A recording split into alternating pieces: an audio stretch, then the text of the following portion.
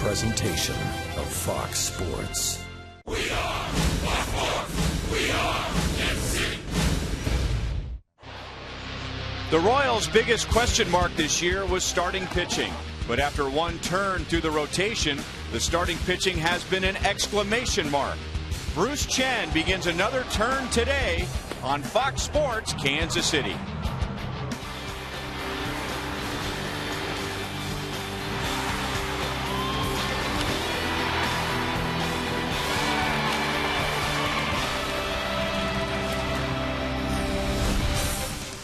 Royals baseball comes to you from Oakland, California as opening week continues, presented by Burger King.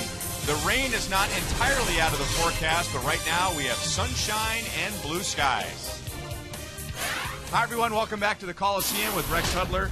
I'm Ryan Lefevre, and it seems like we've brought this up every day, but Rex, it doesn't get old. The Royals have had great starting pitching. When the game revolves around starting pitching, of course it never gets old, man. You love to see those guys giving it up for their team.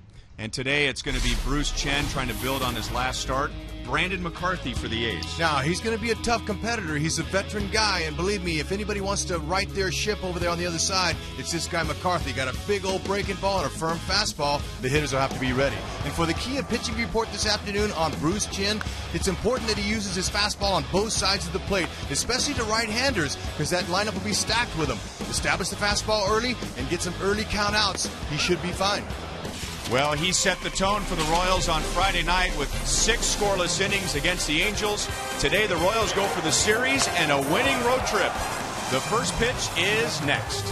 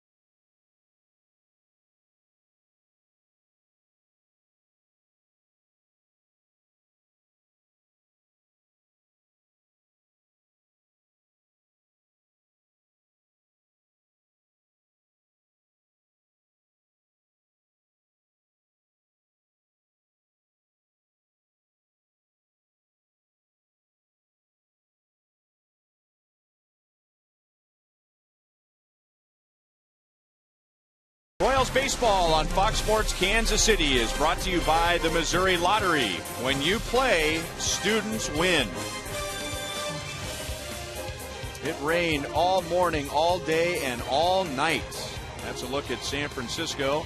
The rain ended there early in the evening, but continued east over into Oakland, and it was a miserable night, but the Royals come out with a 3-0 victory and now going for the series with this lineup today against right-hander Brandon McCarthy, which will include Mitch Meyer, who hit his first home run in 164 games last night. He was already going to play today in center field, and Lorenzo Cain getting the day off. Mitch came in for Lorenzo last night when Lorenzo tweaked his left groin. So the Royals trying to do here, Rex, what they did in Anaheim. Lose game one, get shut out, but bounce back and win the next two. Take the series. If you take every series, you will be a champion. May not happen and possibly not, but still, that's your goal as you enter each one. Now, we saw that Gordon was hitting 0-0-0. That won't last forever, folks. Today could be the day that he goes off big.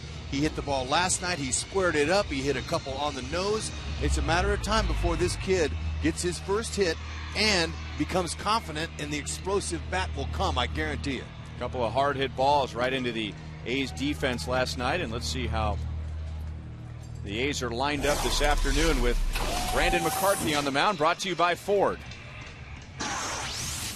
All right, look at that defense, though, out there. They're going to try to do all they can, and they played some pretty good defense, especially Cespedes. This guy's a good player out there in center field. Reddick, he's got a cannon for an arm.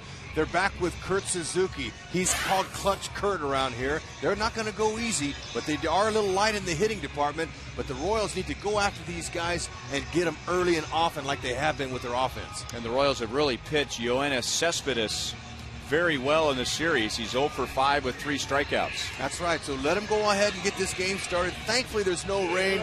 San Francisco and Oakland are a beautiful place to visit, but all these players, including ourselves, are ready to come to the K. Hopefully with a 4-2 record. Because the A's started in Japan against the Seattle Mariners, Brandon McCarthy has already made 2 starts. He made 1 start against the Mariners in Japan, and then the second start against Seattle here at Oakland. 0-1 with a 2.25 earned run average, and we expect to see him throw a lot of strikes. All right, now he's a big, tall guy. This guy's 6'7", 205 pounds, and what we call him as a ball player, he's a tall drink of water. Believe me, and he's got that downhill angle. He's got a pretty good fastball. He'll use a 2-seam sinker and a 4-seam fastball. His out pitch will be his big curveball. Drops a hammer. It's called 12-6 on the clock. It goes straight down. Also, he has an effective changeup. Now, he's a little deceptive because of his length. He's got long arms and legs, and he has that whip-like action. So for hitters, really that first time around, the more pitches you can see from him, the better off you're going to be later in the game. And the Royals don't have a lot of recent history with Brandon McCarthy. He has pitched 10 games against the Royals, but only once since 2007, and that was last year. The Royals beat him. So the Royals go from game 1, Tommy Milone, a pitcher they've never faced in the regular season. Game 2, Graham Godfrey. They'd never seen him in the regular season before, and now a guy they have very little firsthand experience against. So as hungry and as excited as these Royals hitters are, especially that guy right there, to get a hit and to help his team, this guy shouldn't be a problem at all. These guys are young, they're happy, they're all anxious and ready to go. Hopefully not over anxious.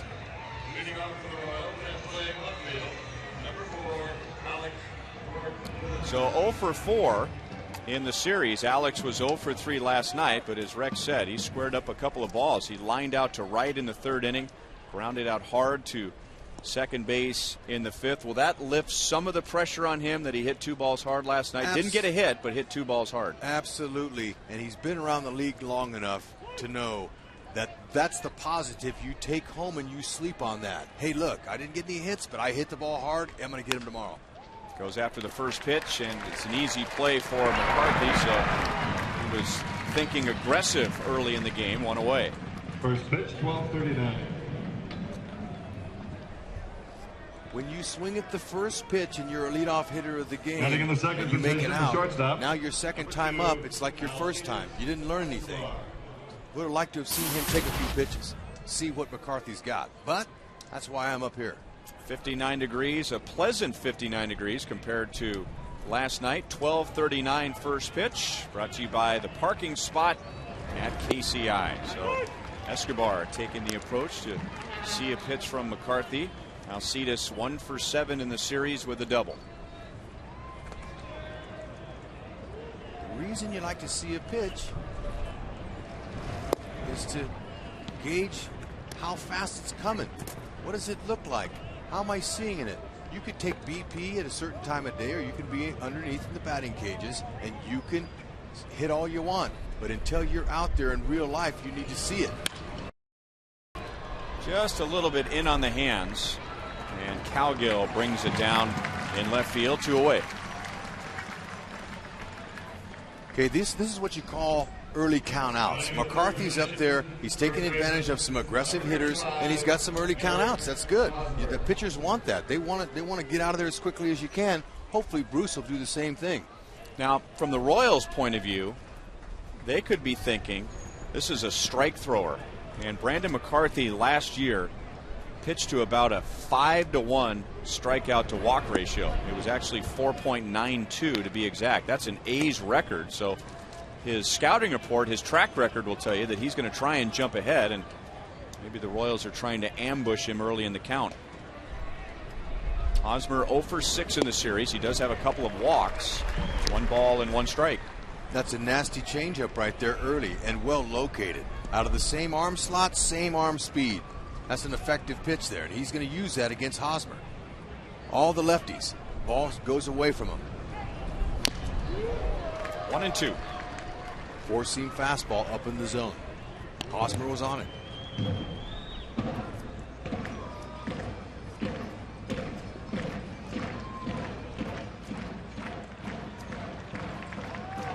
Kurt Suzuki does a nice job of calling games. He wants the ball up. Let's see if they can get him. Hosmer fouls it away. Okay, what happens there? You raise the eye level to the hitter. McCarthy's got a great curveball, and it starts out of that same plane. So maybe Kurt will say, hey, look, let's got him to chase high. Maybe we'll throw him the hook, or maybe we'll go back up there again. If he swung that at once, we'll get him a couple inches higher. Go a little higher. Up the ladder. Now he just set down. Did you see him move his glove? Got it down, and Hosmer golfs it out to second base. After spending the whole night in the rain last night, McCarthy gets his defense off the field after 9 pitches. Bruce Chen will be on the mound when we come back.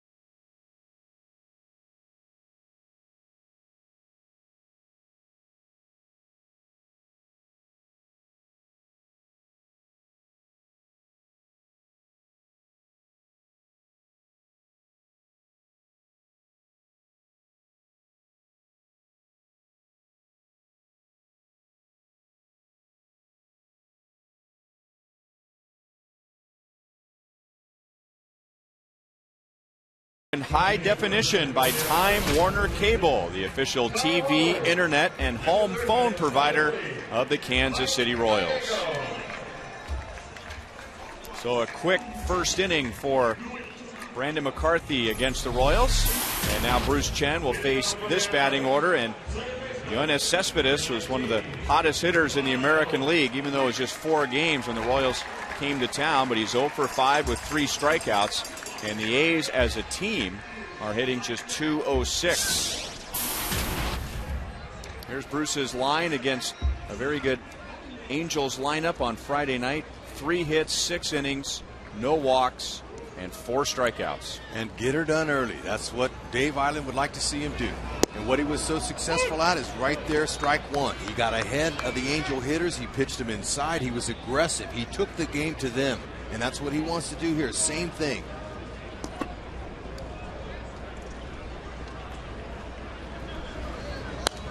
Fouled away by Jemile Weeks, and we'll take a look at the Royals defensively, presented by Ford. Go ahead and play that defense for Bruce Chin. Mitch Meyer, you got a chance for your first start of the year out there in center. Patrol it like the general you want to be out there. Hosmer, Getz, Escobar, Moustakas, that's a solid defense right there, and Bruce is going to put him to work today if he can keep the ball down in the zone. Now, there's Mitch Meyer, hungry to see a ball coming out there, checking around him, looking at the wind. He's checking out the elements of the game, and the wind will play a factor in today's game. Swirls. 2 balls, 2 strikes. I don't know if there's a ballpark that changes from night to day like this one does. It's a tough place to hit at night. Of course, you don't have to worry about the sun, and then during the day, the ball really carries in the Coliseum, and the outfield, depending on where the sun is, can have a bad time. We saw Alex Gordon in a day game here last year lose a couple of balls in the sun. There was nothing he could do. Good start for Bruce Chen as he gets the speedy Jemile Weeks off the bases. Okay, those are the flags in left field, or in right field, excuse me. That's right field flags. They're blowing out. Now, if we see the flags in the left field, they're blowing out that way. So does that describe the swirl that's in this ballpark? It's a swirling wind, and it can be very difficult. What's good for the players, though, is it's not a clear blue sky. This is the toughest field in the league during the day because of the blue sky. It's hard to pick the ball out of it. The clouds actually help. 1-0 now to Cliff Pennington, who had the only hit for the A's last night, a double off of Danny Duffy, and then Danny promptly picked him off of second base. The Oakland A's are going to be seeing a veteran pitcher in his 9th season that has a whole repertoire of pitches and arm angles. Fastballs, cutters, changeups, four-seamers, curveballs, sliders, and that can give a hitter fits. He can really mess with it. So Bruce Chin went through those Angel lineups and went through them with no problem. He should be able to do the same thing if he can execute his pitches here.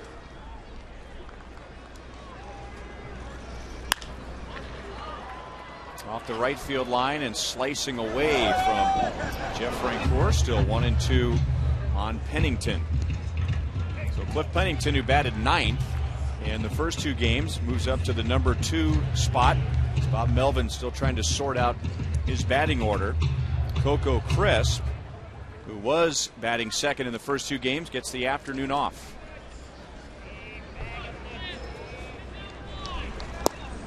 A little bit inside, and Bruce pitched so well to the Angels inside to the right-hand batters. And that's important for him. See that little bullpen there? There's a little roof over there. It's all plywood. Left field, Alex Gordon is there, and 2 down. That little plywood there can be very dangerous and hazardous for a player, for an infielder or an outfielder, because when you go flying over there, you see that little roof, and I've done that a few times in my career. That thing almost decapitated me hustling over there. That's a dangerous spot. When the mounds are in play here at this stadium, you got to be careful running up the mound. If your head's in the air and you're running after a fly ball, you don't see that mound, could put you on the DL. I'm just showing you some of the hazards. DL, you get decapitated, you're going to do a little bit worse than the DL. Well, that was something that fortunately didn't happen to me, but you have to be alive out here. This place here is a different ballpark than most parks. No balls and 2 strikes on Josh Reddick. He batted 3rd on Monday night. Did not play last night against Danny Duffy. Made a great defensive play in the game on Monday night. Fouls it back. It's still 0-2. While we have a moment, want to remind you that Slugger is having a birthday party, and we hope you'll come out this Saturday for his birthday bash and celebrate with him and his friends, as several area mascots will be in attendance. You don't want to miss out. There will be cupcakes, gifts, face painters, and much more. Reddick goes the other way, and it is foul. Still no balls and 2 strikes. Okay, Reddick. This guy here, he's a player. Now, he's not a big guy in stature, and you don't have to be in this game. He's got a great arm. He's got pop in his bat, and he's an athlete. He can run. And I saw him at the batting cage, and I looked at this guy, and I went, wow, you know, he's not really big in stature, but he carried himself like he was 6'5" by the way he carried his body language. And watching him play here, he needs to carry himself that way because he's a player. He's got some skills. Bruce got it in on him, and Moustakas fighting the glare a bit, but he brings it down, and Chen matches McCarthy with a 1-2-3 first inning.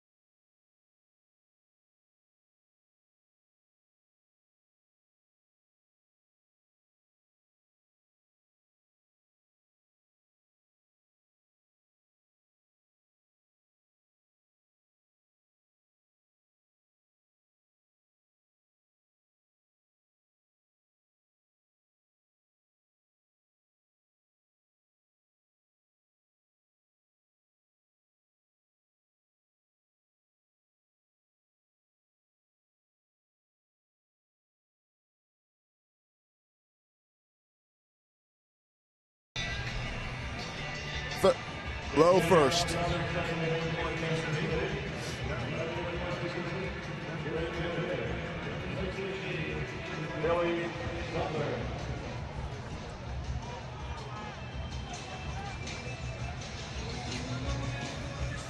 Short sleeves today, much more pleasant down on the field compared to last night, and much to the delight of Joel Goldberg. Hi, Joel. Hi, Ryan. Yeah, this is not too bad at all for Oakland. I'm out here in center field, and this is where Lorenzo Cain made that spectacular catch last night, one that outfield coach Doug Sisson said seemed like he ran 50 yards to get to it.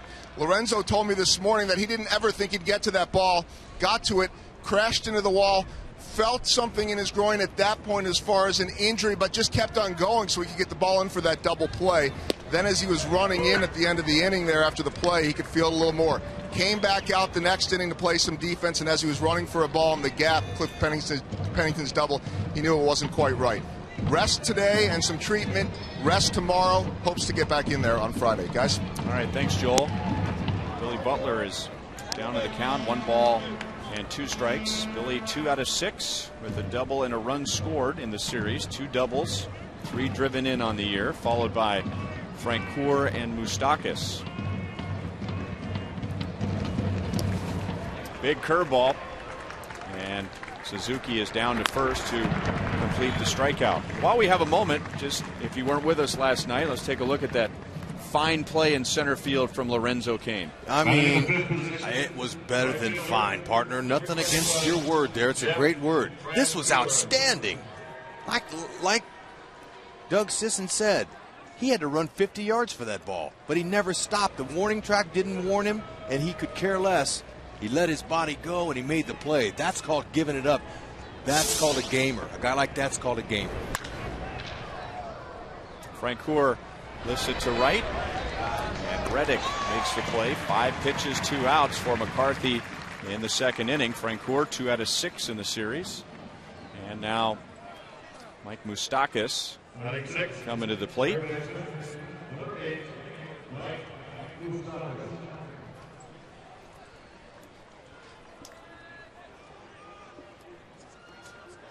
Moustakas got the Royals on the board last night in their 2-run 4th inning with an RBI double to center field, driving in Billy Butler. You know, one of the differences in the game was Cain's outstanding play, not fine play, outstanding play. Moustakas' RBI double was not played as well by Cespedes. It went off of his glove, where Lorenzo Cain went a little bit farther into center field and he caught it. The ball that he hit, I'm surprised that Cespedes got a glove on it. That ball was not walking. It was hit on the line, and it had some height to it. I'm surprised the kid caught it or got to it to get a glove on it. Moustakas, if you make a mistake on him middle in or out over anything that's up, he's going to have a good short pass to the ball, and he's going to barrel it up. That's what he's looking for right here. If he can get something straight, which is not easy off McCarthy. Look at that thing. That's a hammer right there. And the reason they call it a hammer in the game over the 100 years is because the back end of the hammer is the claw. That's the part that pulls the nail out. That's what it looks like, the hammer. And that's a good pitch there on Foxtrax. Good pitch for McCarthy. Hitters don't like him. That's out of play. 2 balls, 2 strikes.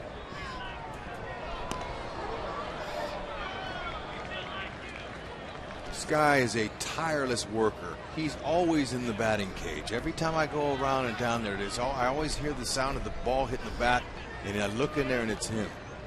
And that's what you do. That's his livelihood. Out of the chase, a pitch up. 2 strikeouts for McCarthy and 2 perfect innings.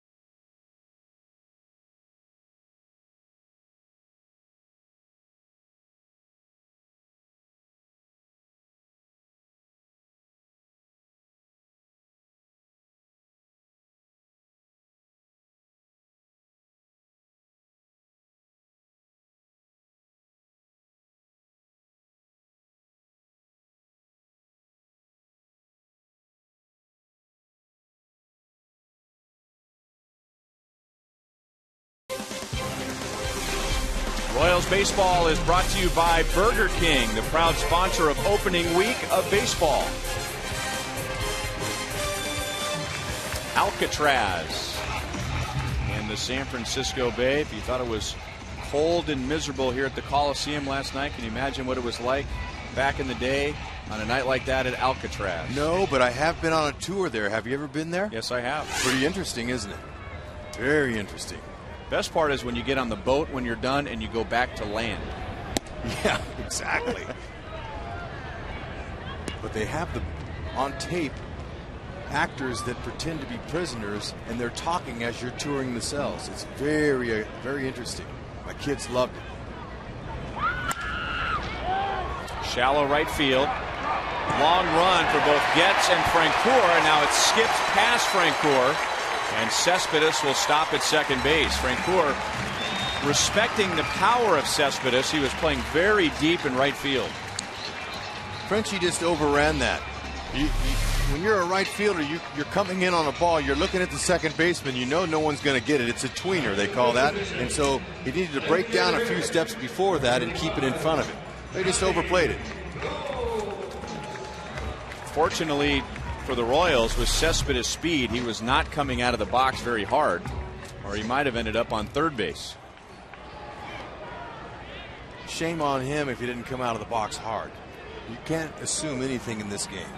You leave the box, you're a runner. You're not a hitter anymore. Johnny Gomes comes to the plate with 3 at-bats and 3 strikeouts in the series, and Bruce jumps ahead, strike 1. Okay, that pitch there is Bruce's best pitch today. Strike 1 on each batter. Get ahead. Once you get ahead, then you can execute your pitches and mess with the guy. Tease him with the different off-speed pitches that he has. And he's thrown strike 1 to 4 of the 5 hitters today. That's important. And now, Johnny Gomes is down 0-2. This has really been a key for the Royals the past 3 games, especially on Sunday in Anaheim.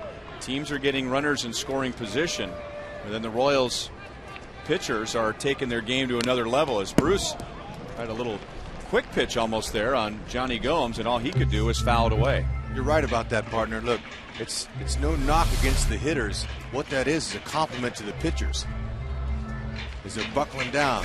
And that was a purpose pitch there. That was up and away just to see if he could get it. Now watch him break a good hook on him down in the dirt or something, or even a changeup.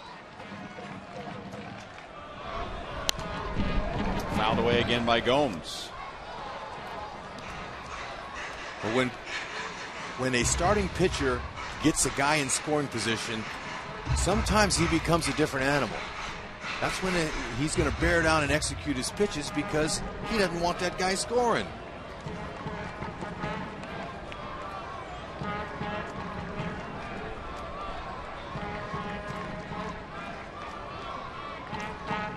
Bruce shook off a couple of signs from Brian Pena, so they'll go through it again.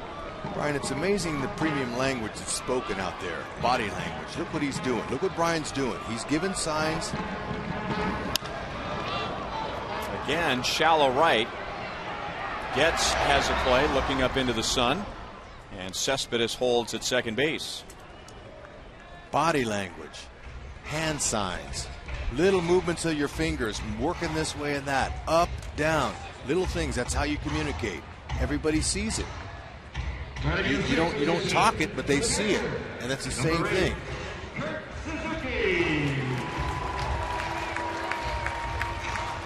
Let's look at the Time Warner speed pitch comparison. Bruce Chen up to 87, Brandon McCarthy up to 92. You can get downloads up to 50 megabits per second with Time Warner Cable Ultimate Internet. We appreciate Time Warner sponsoring this segment. See the differences between the velocities of these guys. But it's all about location in this game. You could throw 110, and if you're down the middle, a big leaguer's going to hit it. You could throw 85, and if you put it on the corner and down, you're going to get an out of that. Location.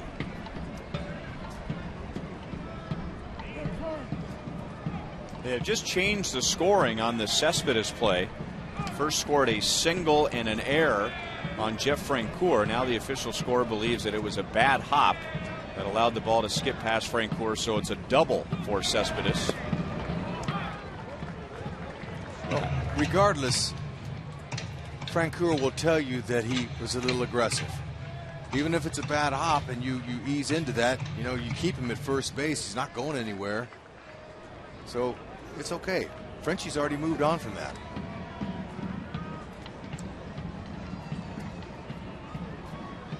Cespedes takes off for third, and Brian Pena throws it into left field, and the A's are going to take a 1-0 lead.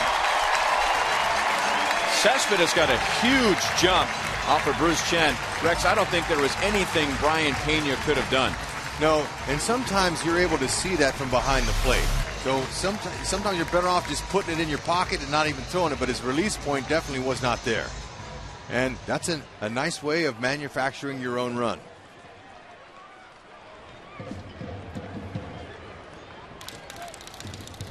I don't think anybody would have thrown out Cespedes with the jump that he got.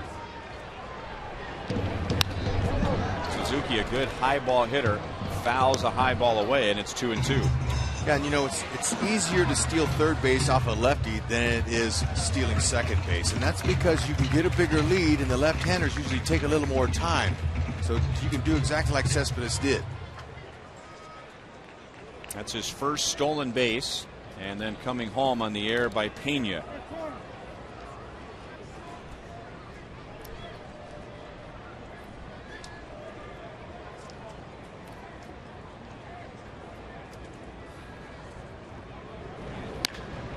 Got it in on his hands. Moustakas guns it over to Hosmer, and there are 2 outs.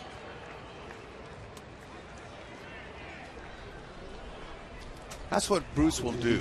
He'll come in 2 or 3 inches off the plate. It looks good to the hitter, but it ties him up because sometimes the hitters are leaning out over off a soft tossing left-hander. They're going to look for some of the soft stuff. So he's going to get some jam shots. But he's basically a fly ball pitcher. And if he's on top of his game, he'll get a lot of guys to pop it up, just like we've seen already.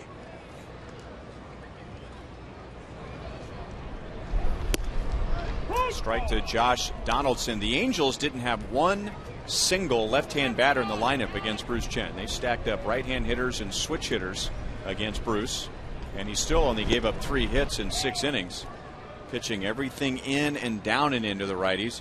And then when they started to trigger early, that's when he started to go down and away. He had them off balance all night. It's the whole key. Keep them off balance. And the reason that managers stack right-handers against left-handers is because it's easier to hit a ball coming into you than it is going away from you. So they play the percentages.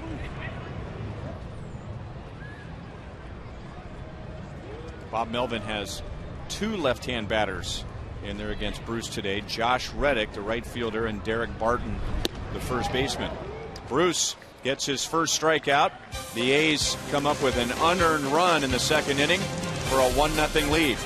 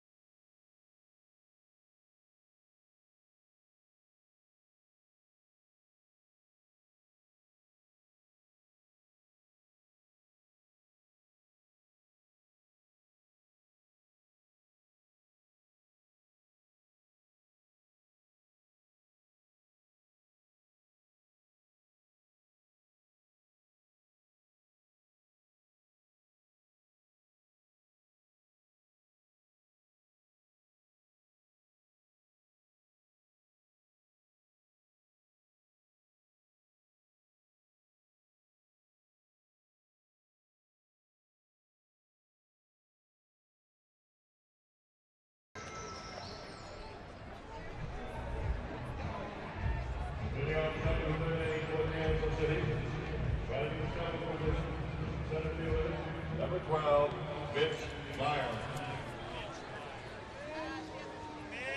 Mitch Meyer will lead off the 3rd inning, and we remind you, as you enjoy a cold one, to look forward to the Miller time later in today's game, brought to you by Miller Lite.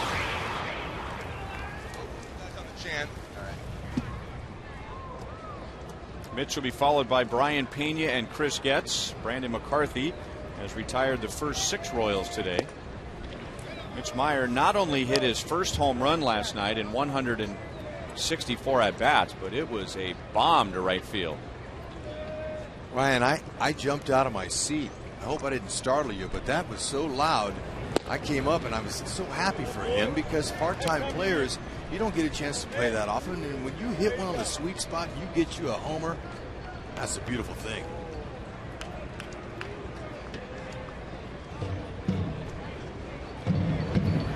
It was his first at-bat of the night, and hanging in against a left-hand pitcher, Jerry Blevins, who had not allowed a single run to the Royals in his first 12 appearances against KC.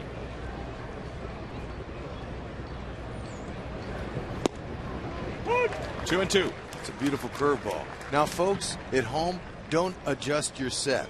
If you see Brandon McCarthy in that angle from center field looking so tall and thin, that's because he is. He's 6'7" and 205 pounds, and that's a perfect pitcher's body. because of the long limbs, his legs, his arms, he gets extended. He's, with all those arms and legs moving towards the hitter, he's very deceptive. This guy's a tough guy to face.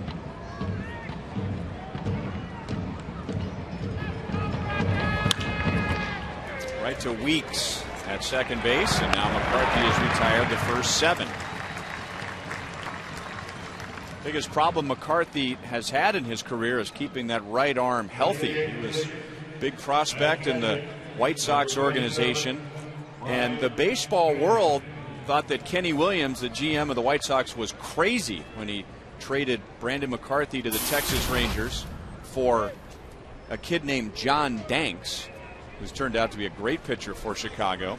And Brandon McCarthy only won 6 games for the Rangers between 2007 and 2008.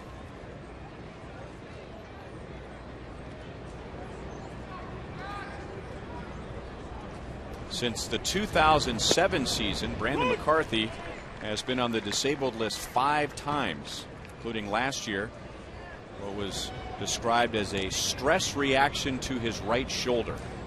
You know, if you play the game long enough, you're going to be on the DL at some particular point. Some guys more than others. But the reason they haven't given up on McCarthy is because he's got ability. He's got movement in his pitch. As we see Brian Pena here in some of his career numbers. This guy is a switch hitter.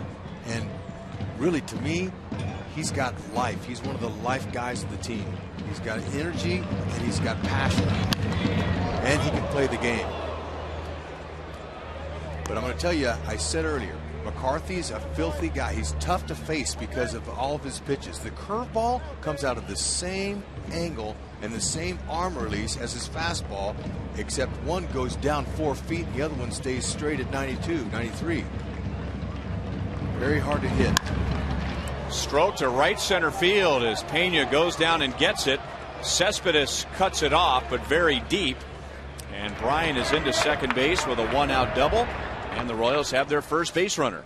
That's exactly how you hit a curveball. It hung, it stayed up. He didn't try to pull it or roll over. He stayed, kept his bottom hand inside the ball, and he used the large part of the field. That's a beautiful stroke. Kurt Suzuki was going to catch that on the ground. That's a nice, he waited. You have to wait on those curveballs. You can't be over anxious on your front foot or you won't hit them. Beautiful stroke by Pena.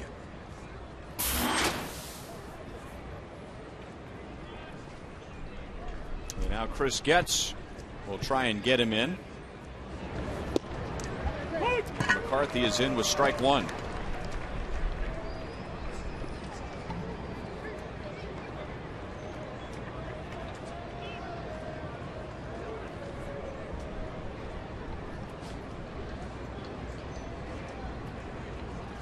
Getz, too, had a good night last night, but didn't have any hits to show for it. He hit the ball hard.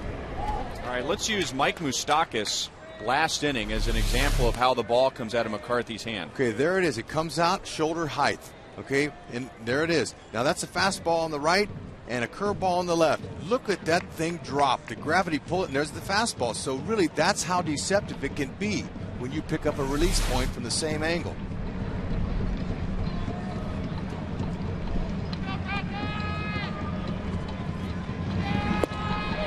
Pitch stayed up. Getz unable to make contact. That was kind of an in-between pitch, not his best fastball, not a changeup, a tweener. He changed speeds off of his fastball, the most effective pitch there is. Fox Tracks will show you it was up in the zone. But when I said that's the most effective pitch, Marcel Latchman, a world famous in the game pitching coach, I asked him, what's the best pitch a pitcher can throw? And he said the fastball. I said, why, Latch? I love to hit the fastball. A pitcher can turn that pitch into 3 or 4 different pitches by changing speeds. 0-1 to Alex Gordon. Alex swung at the game's first pitch and grounded back to McCarthy. Good time to get his first hit as he has the tying run at second base with 2 outs.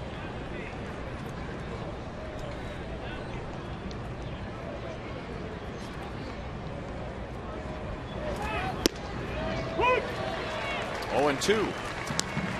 Okay, the deeper that Alex keeps going in offers and not getting the base hit, the more and more and more the weight's on his shoulders. He starts, slumping and slumping and slumping his shoulders, and that's not what you want to do. It's not how you start. We mentioned this before. Keep your head up, keep practicing. He's going to get his hit, and once he does, they'll all start happening. Whoa, laid off a very close pitch, 1-2. Well, what I see about him is that he's not jumping. He's not jumping out at the ball, and that's what a tendency guys have when they're struggling a little bit, haven't gotten a hit. I wouldn't even say he's struggling. He just hadn't found any holes. Albert Pujols robbed him of a double in Anaheim. He hit a ball nice. Albert made a Merry Christmas catch down. The ball hopped while he was in mid dive, and he flagged it down. You can't do anything about that. But he's loose. See how he's staying loose? He's got a little movement going with his feet. That's good. You want to stay loose. You don't want to stand up there stiff, because you stiffen up. And now Kurt Suzuki's going to go out and talk to him. Now, not necessarily about maybe a pitch or something. It's probably because Brian Pena is at second base, and he's able to see the signs, and maybe Kurt's saying, hey, look, I don't know if he's got our signs or not, but let's change him up.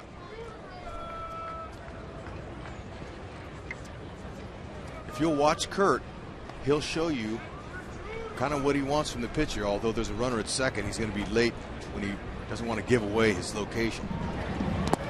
Lays off the curve, 2-2.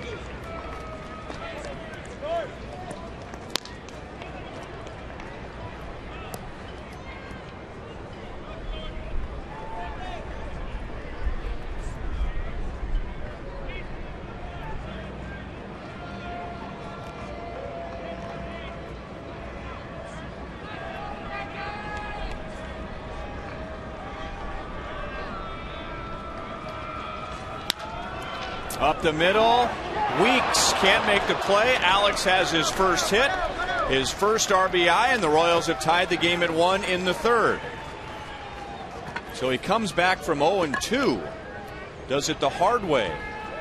And now, if you can feel a breeze going through Kansas City, that's the entire state of Nebraska exhaling. And a worm burner through the middle. That's perfect. Go ahead. Sometimes you break that drought with a doinker, but that's perfect. And with a stake attached. And a stake means RBI, ribeye, ribby. Not a better way to get your first knock. Tie this game here.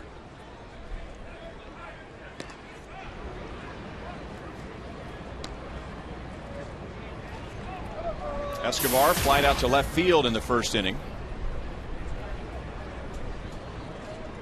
Gordon got on with a walk last night, but I guarantee you he's standing over there at first base feeling pretty good right now. He's saying, all right, I'm back in the game. 1-0.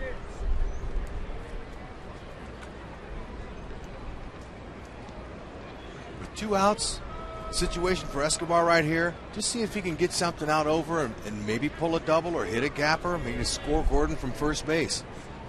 Go ahead and look for your pitch and drive it. And Escobar has pop. I saw him in spring training hit some balls in BP. I was like, wow, did that come off of his bat?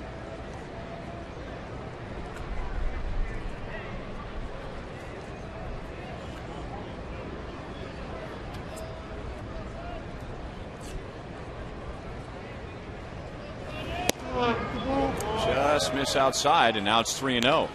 Jim Reynolds, home plate umpire, looks like he's pretty tight behind the plate. That strike zone is, you got to throw it over the plate to get it called. That's good for hitters.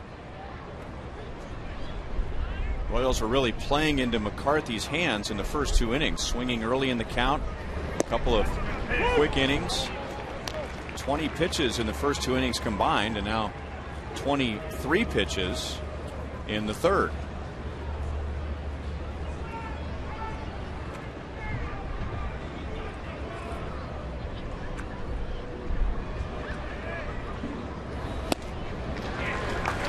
That's a late breaking slider. Deceptive. First time I ever saw one of those, Ryan, I didn't know what the heck that was. It looked like a fastball, and it darted away at the last minute, and I said, whoa, man, is this what it's like in the big leagues to hit? It's not going to be easy here. Alex takes off, and Escobar lines it foul. 25 pitches in the inning. I liked how Escobar took an inside pitch there and tried to hit it to right field there. That told me that he was trying to hit behind the runner and score him or get him to third base.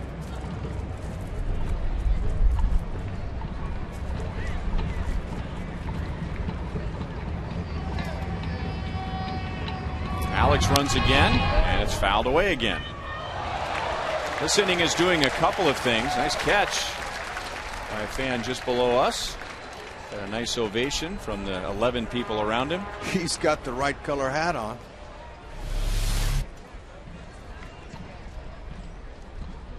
Got to be alive. Yeah. Go ahead. You deserve it. Stylish glove, too. Not just a glove, but a glove with some style to it. McCarthy wins the long battle, but it's a long inning for him. 27 pitches. The Royals tie the game. Welcome back. A knock. First one of the year and first stake.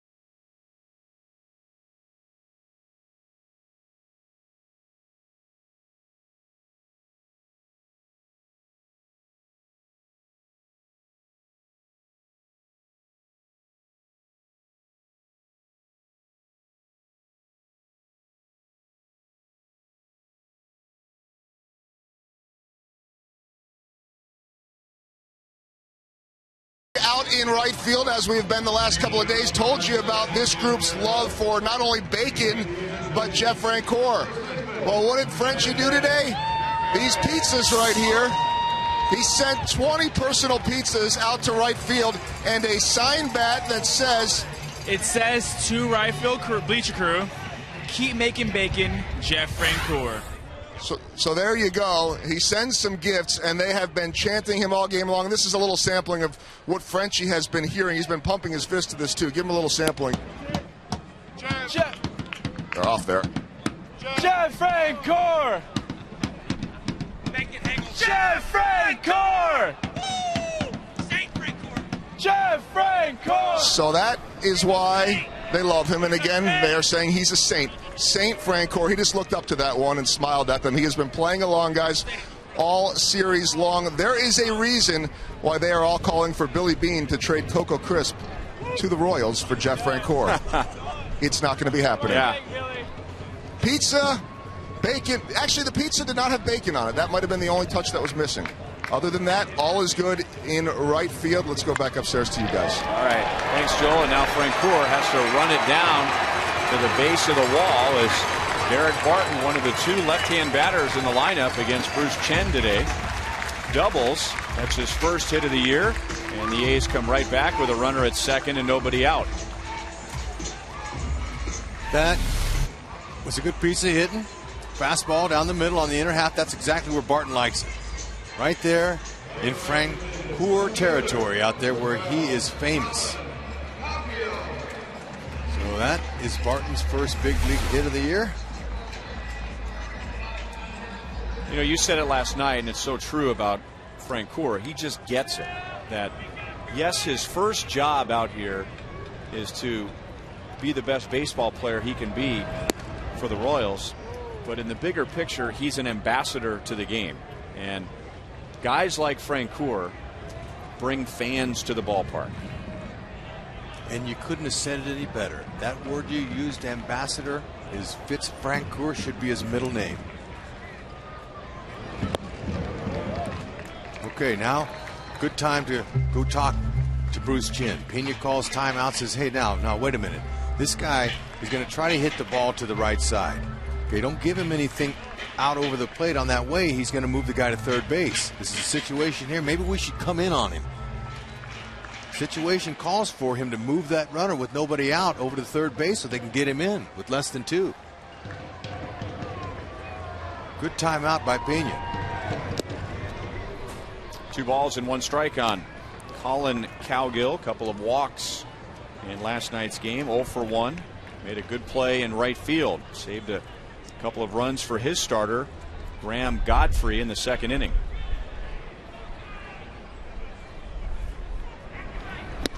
He was trying to go to right field. 2 balls, 2 strikes. Brian Pena's chat worked pretty well. Now he got 2 strikes quickly here. Let's see if he can put him away. Crafty left-hander. Lefties don't really care to be called that, but that's what hitters call them. They're crafty because they're not overpowering, but they're smart. I'd have to look up that word crafty to give you an exact definition, but that means, I think, finesse. A trickster, a trick artist. I think what it means is if you're into crafts, that you have to take a little bit here and a little bit there and use whatever you have to work with and make something out of it. Speaking of crafty, speaking of making it work, how about our Toyota League leaders? The Royals coming into today with a 1.55 ERA for the starting rotation. That's the best in baseball. And while the Royals still have a ways to go, a lot of games to play, it's definitely something to build on, especially for this gang that realizes that all off season and into the regular season, how well they would pitch. That's been a question mark hanging over the team's head. No, you're right. There's no reason to jump up and down right now, but it is something to smile about. So Cowgill walks. Royals now hoping for a ground ball and a double play. That'll be a tough challenge with Jemile Weeks, speedy leadoff man, coming up to the plate. He did ground out his first time up. Well, this situation calls for a bunt with the leadoff batter here, but you know, Billy Beane and the Oakland A's style is not this way. Now, maybe Bob Melvin will ask him to bunt here, but this is what you want to do. It's early in the game. It's a tie score. You want to move the runners over. You give yourself up with a sacrifice bunt here. Now, Moustakas, he's in at third. He senses that. Hosmer's in at first. But the way Weeks swings the bat, maybe he's going to say, let's try to let him knock one in. He only had 2 sacrifice bunts last year. And he's going to try and lay one down, but that was more for a base hit. 0-1. Hey, if the manager gives you the straight sacrifice bunt and he sees you do that for a base hit, tells him he's trying to get a hit out of that for himself. I want him to square around, get the ball down, and then run. There's a reason why it's called a sacrifice bunt. The manager is accepting the fact that you will be out just so long as the other 2 runners move up.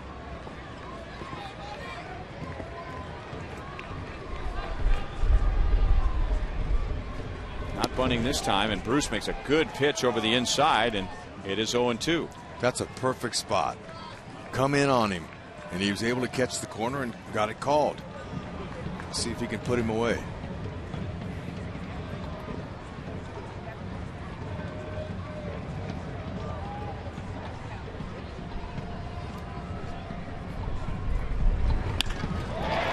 Line to left, Alex is there. So Alex Gordon sees the justice in that play as he hit a couple of balls hard where he felt like he deserved a base hit. Weeks hits it right on the nose, but right into Alex's glove. And that's what you do when you take the defensive side of the game. If you're over and you're tired of guys robbing you, you go out there and say, anything close, I'm robbing you. It's a selfish business. And now Pennington, who is a more logical double play candidate. Bruce got him on a fly out to left field in the first inning.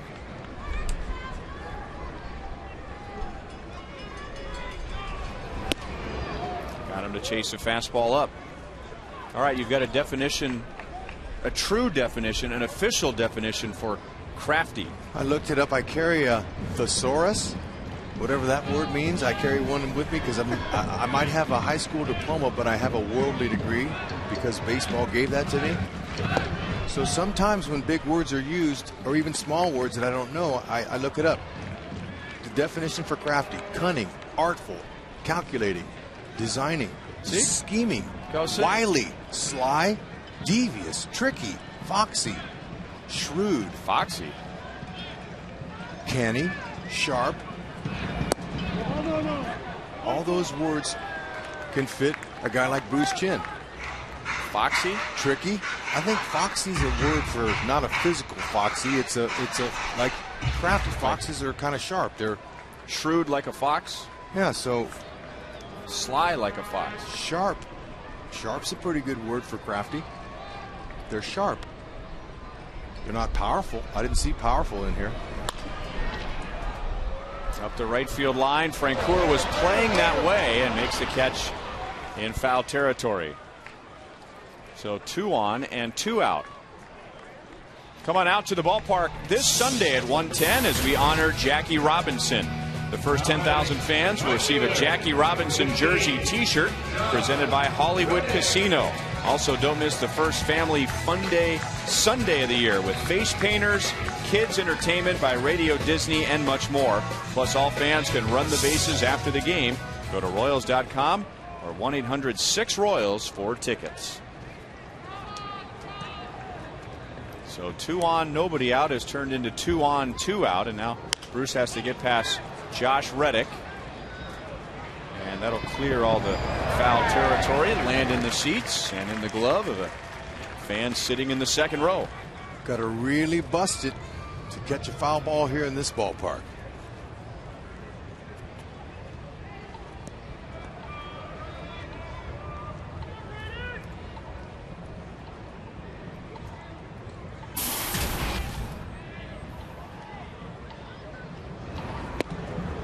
Now you can see the sunglasses that are worn by Josh Reddick up at the plate. Okay, several years ago they didn't have glasses, and when they started coming in, they would wear them on defense. But some guys wear them to the plate, and it cuts down the glare on a day game. They're really helpful. So do you think that even though Stan Musial or any of the great players in their day could have benefited by wearing sunglasses? Not that he needed any. Absolutely. But that's some of the technology of the modern game that's come around that's helped the hitters. Now there's the conventional glasses that Chris Getz has on right there. That's the kind where they flip up and they flip down. You flip them down when you look up in the sky. Still 1 ball, 2 strikes. But it really makes a difference. And think about when you squint in the sun. That takes energy out of your body when you squint. But when you put the glasses on, you don't have to squint. It helps you preserve your energy. Does that make sense? Or the old eye black like Mike Moustakas had on there. That takes some of the glare away. And that's a good thing. It works. 2-2 to Reddick. Sunlight reflects off of the black under your eye, and it helps relax your eyes. And they have some eye black that you tape on, and they have some that you put on with a stick. Or if you take a cork, you can light the cork, blow the cork out, and you can put that on your eye. It's eye black. That's the way they did it back in the day. In fact, if you're home right now and you got a cork lying around, try it out. Exactly. Yeah. Except you have to be of age to strike a match. Please.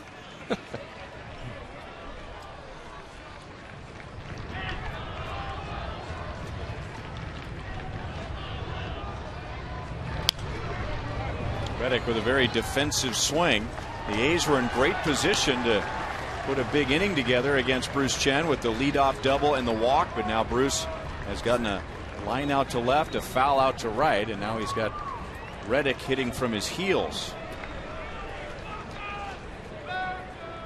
He's got some kind of AB going here. Look at him on Fox Tracks. They'll show you. But look where Bruce is keeping the ball, out of his nitro zone.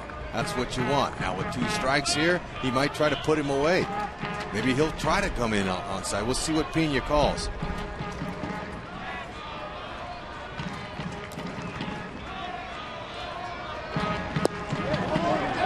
Did he go? No. Brian Pena tried to sell it, jumping out of his crouch, and he was pointing down to third base umpire Jim Joyce, but the veteran umpire said no swing. Well, it's a nice job, a nice sequence here for Bruce Chen and Brian Pena. However, Reddick has a good at-bat going here. So he gets more confident each pitch he sees. He fouls one off. Now with 3-2, he's looking to drive one and put it in play. Hopefully Bruce keeps it down. This is the 9th pitch of this plate appearance. Reddick has fouled off 5 pitches.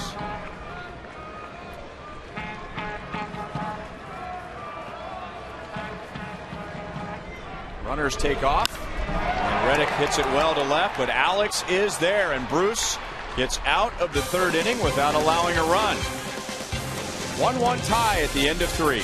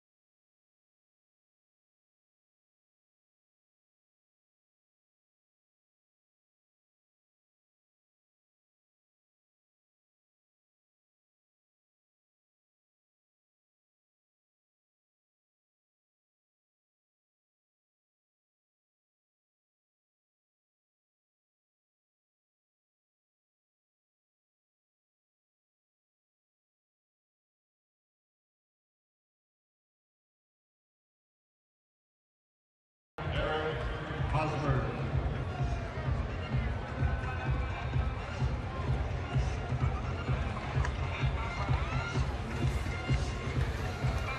1-1 tie to the top of the 4th inning. Eric Hosmer, Billy Butler, and Jeff Francoeur coming up against Brandon McCarthy. Series is tied at 1 game apiece. Royals are trying to win the series today and go back to Kansas City with a winning road trip. We can't wait to see Kauffman Stadium.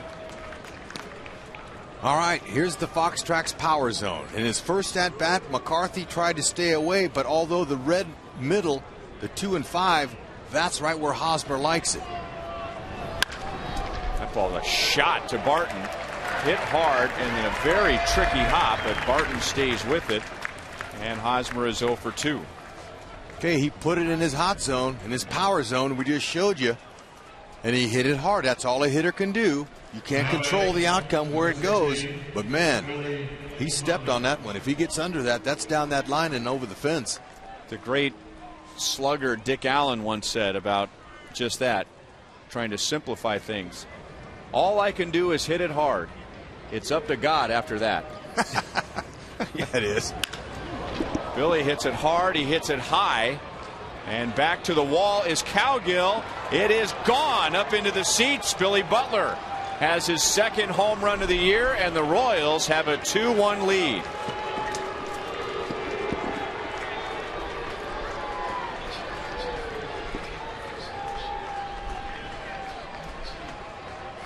Go ahead, Billy Butler. Take advantage of a cookie out over the middle. That's what he did. And the sound told it all. You could hear it. It was loud. Ooh. You can just tell by the sound sometimes, Ryan. And that one was a no-doubter.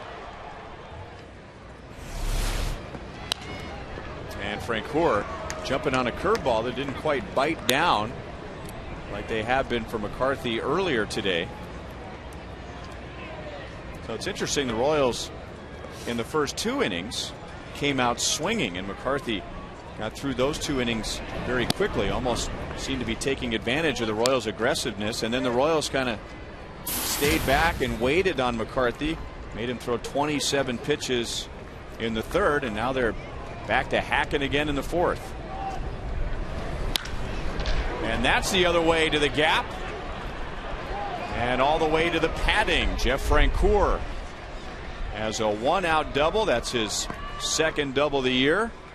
To the Royals with 2 hits, both extra base hits in the 4th against McCarthy. That was a nice inside-out swing. Kept his hands in. The ball's down the middle of the plate. A lot of guys will pull that, but he wanted to shoot it that way. That's a nice stroke. He's trying to hit a home run to his Bacon fans out there is what he's trying to do. And he found the gap.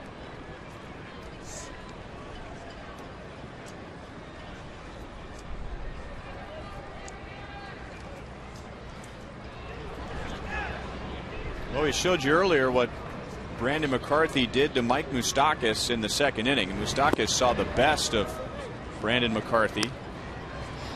Saw a good, hard, biting curveball followed by a fastball up, and it was the fastball up and out of the strike zone that struck out Moustakas.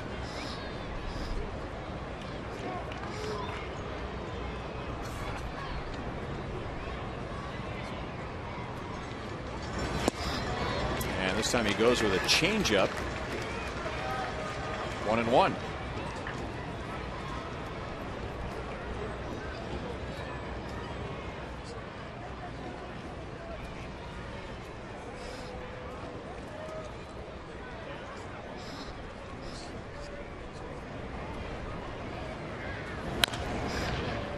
One and two. Now we're seeing the second time around some guys starting to put some good wood on the ball off McCarthy. And that's what I was talking about earlier. The more pitches you can see in that first time up, and you're almost like a spy. That's your spying mission. You're going up there to see, not just for that at-bat. You hope you get a hit then, but you're really seeing for later in the game. You give yourself a better chance. The more pitches you see from the guy.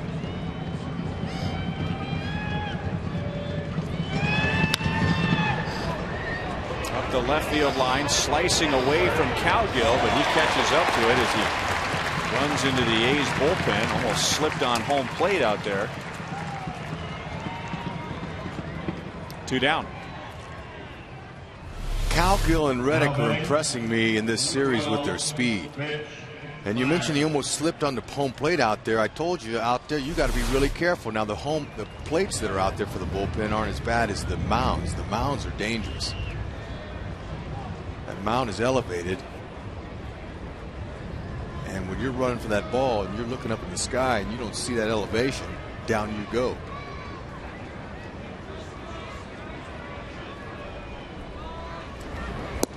Curveball is low to Mitch Meyer. He grounded out to second base in the 3rd inning.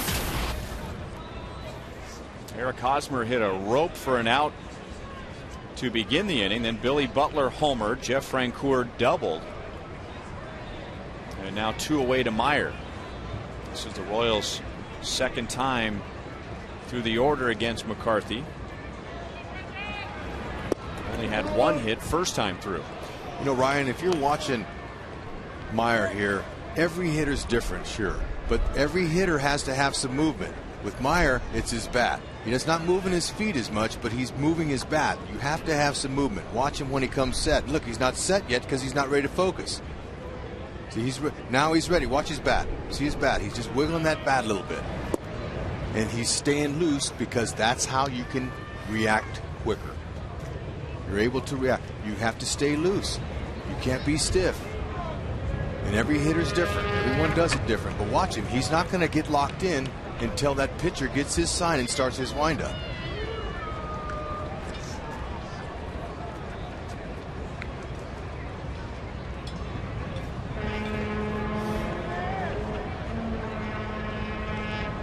I think it's the most classic confrontation in all of sport.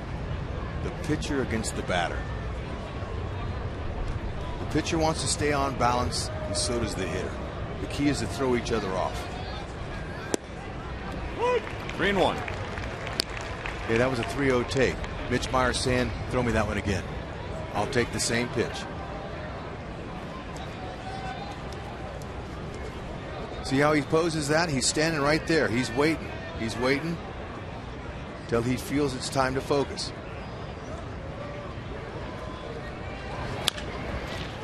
On the ground to first. Barton will go to the bag himself. The Royals take the lead. Billy Butler with his second home run of the year into the seats in left center field. 2-1 Royals to the bottom of the fourth.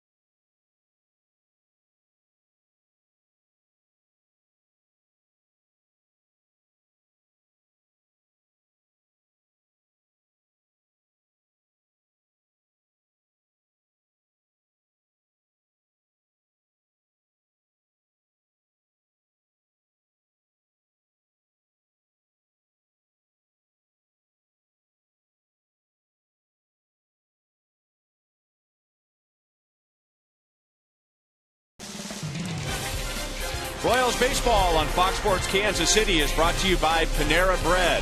23 locations and coming soon to Brookside. Visit us online at PaneraKansas.com. And by Steel. Find a helpful servicing Steel dealer near you. Visit Steel.com. And by AT&T Mobility. AT&T, the nation's largest 4G network. AT&T, rethink possible. Turned out to be a beautiful day.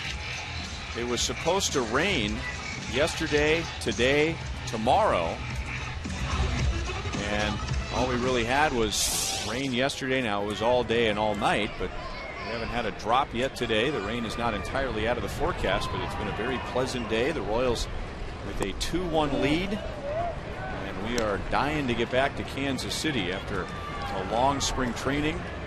Royals with the exhibition games against the Padres, with 8 more games away from Arizona and Kansas City, and getting ready for opening day on Friday night against the Cleveland Indians.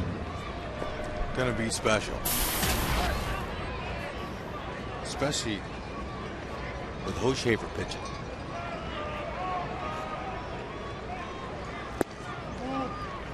Two balls and 1 strike. Coach Haver going up against Derek Lowe, new to the Cleveland Indians, veteran right-hand pitcher. Cespedes pulls it foul. And talking about opening day, there's a nice grab by a fan. Let's take a look at our Sprint You Call It question for today as we ask you what you are looking forward to the most for opening day. Is it tailgating, player introductions, the anthem and the flyover, or watching Alex Gordon receive his first Gold Glove? Here's a foul ball our way and just to the right. Text 432-432, enter keyword Royals, followed by a space, and then A, B, C, or D.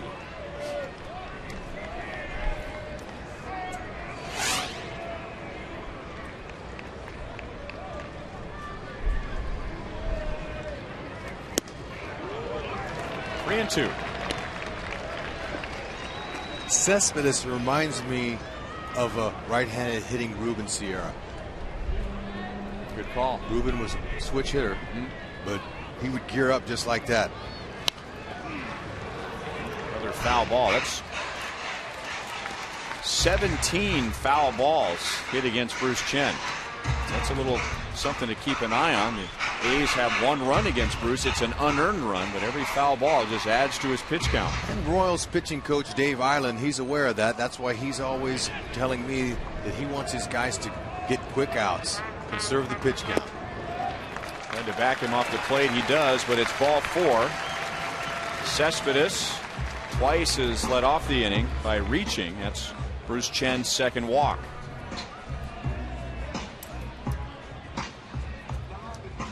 I think Bruce pretty much said, I'm not going to mess with this guy anymore. He's dangerous. And I think Cespedes is going to have a banner year. He could be rookie of the year. He's batting fourth, you know, unless they pitch around him a lot. But he looks like everything that they talked about in him. Got it under control. And, you know, the guys that come from that country are well established in their game. They love baseball there. Great players. They get a lot of at-bats, and they're facing the world's best competition. They're amateurs, yes, but that's why some of them are so successful over here, is because they can play with the big boys too. Played in front of big crowds with pressure, so all of this is not new to Cespedes, or not entirely new at least. Inside, 1-1 on Johnny Gomes. Popped out his first time up. So hitters like Johnny Gomes, Seth Smith, Kurt Suzuki, Josh Donaldson, they're going to have to start swinging the bats, or teams are going to just continue to pitch around Cespedes. You're right, especially if he's that powerful, and he looks it.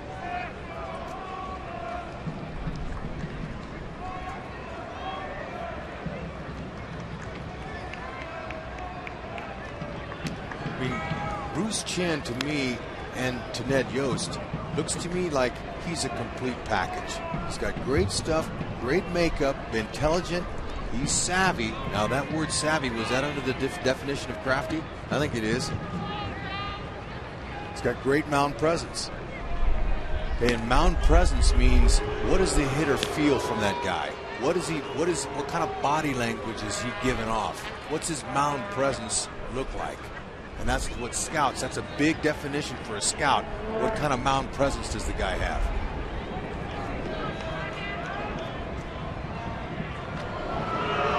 The fans are becoming impatient, but we know Bruce. And when Bruce gets locked in on making sure a runner doesn't get a good break, he'll throw over there 3, 4, 5 times in a row. And that's good. Give the guy different looks. Show different angles, step off. That keeps him closer, because Cespedes certainly can rip off a base. We saw him do that earlier. Very high to left field. Remember, the wind is blowing out. Alex is back to the wall, and Gomes, using the wind, hits a 2-run home run.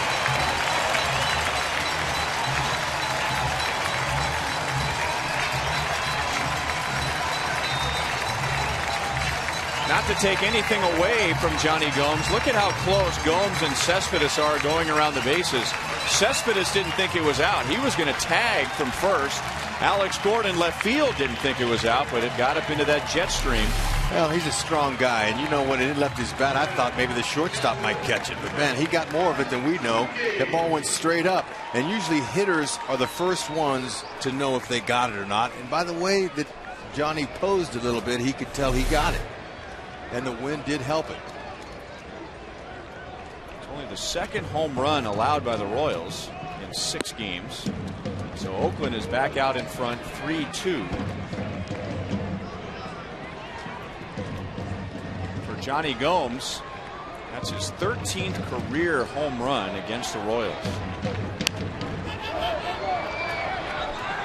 Suzuki pops it up, and it's Brian Pena going out from home plate and making the play very close to the pitcher's mound. So Suzuki is 0 for 2, 1 out. That's a tough play for a catcher there, especially coming out in front of the pitcher. Usually the corners will get there, but it was strategically hit to where Pena had to turn around and battle that sun and one-handed. That wasn't easy. He made it look easy, but it wasn't. Stockus has his glasses on and eye black, doing all he can. And I mentioned earlier, this is the toughest ballpark in the league in day games because the blue sky. When there's no clouds here, you lose balls in the sky. The blue sky is so high. But when there's cloud coverage, it actually helps you. You can see a little spot in the clouds. But it's a difficult field. 1-2 on Donaldson, who struck out in the second inning. A's got a run in the bottom of the second, an unearned run. The Royals tied it in the third, took the lead in the top of the fourth, and now the A's have regained the lead on Gomes' home run in the bottom of the fourth. And Bruce, after the home run, has gotten a pop-up and now a strikeout, and there are 2 outs. He set him up nicely. Bruce did. A couple soft pitches and then a hard one in. You know, another thing about mound presence is what it means to his own manager, and the manager has a good idea every 5 days what this guy is going to bring to the game. And Bruce Chen has been about as steady and consistent as he can be in his last 2 years with the Royals. I mean, his numbers in 2010 and 2011 are almost identical when you break down category by category. Wins 12 and 12. ERA was much better last year, but look at opponents' batting average. Right-handers, left-handers. Mr. Consistent, Mr. Steady. And that is part of the mound presence. Now, we showed you a shot of Ned Yost. Ned Yost is a catcher, and the reason that catchers are better managers than anybody else is because they've controlled the game. They know the pitchers. Pitching and catching's 90% of the game. So Ned, he knows. He has a good idea. He understands. That guy understands. He was a catcher.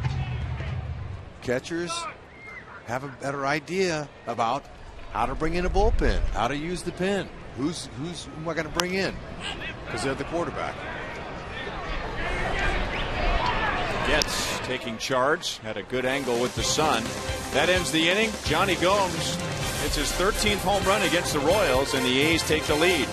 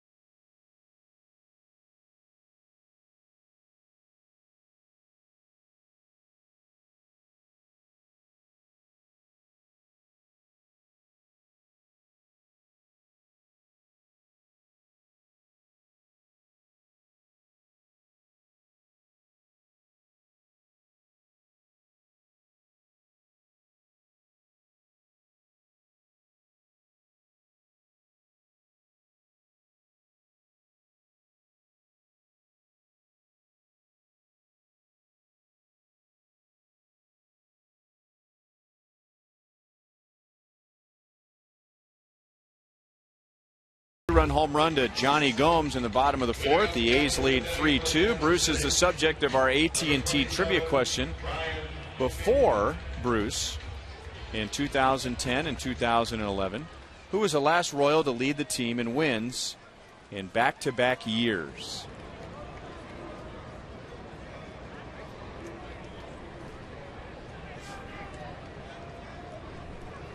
Brian Pena, Chris Getz, Alex Gordon coming up. Brian thinking about laying one down to the left side. Takes ball one. Not a bad idea.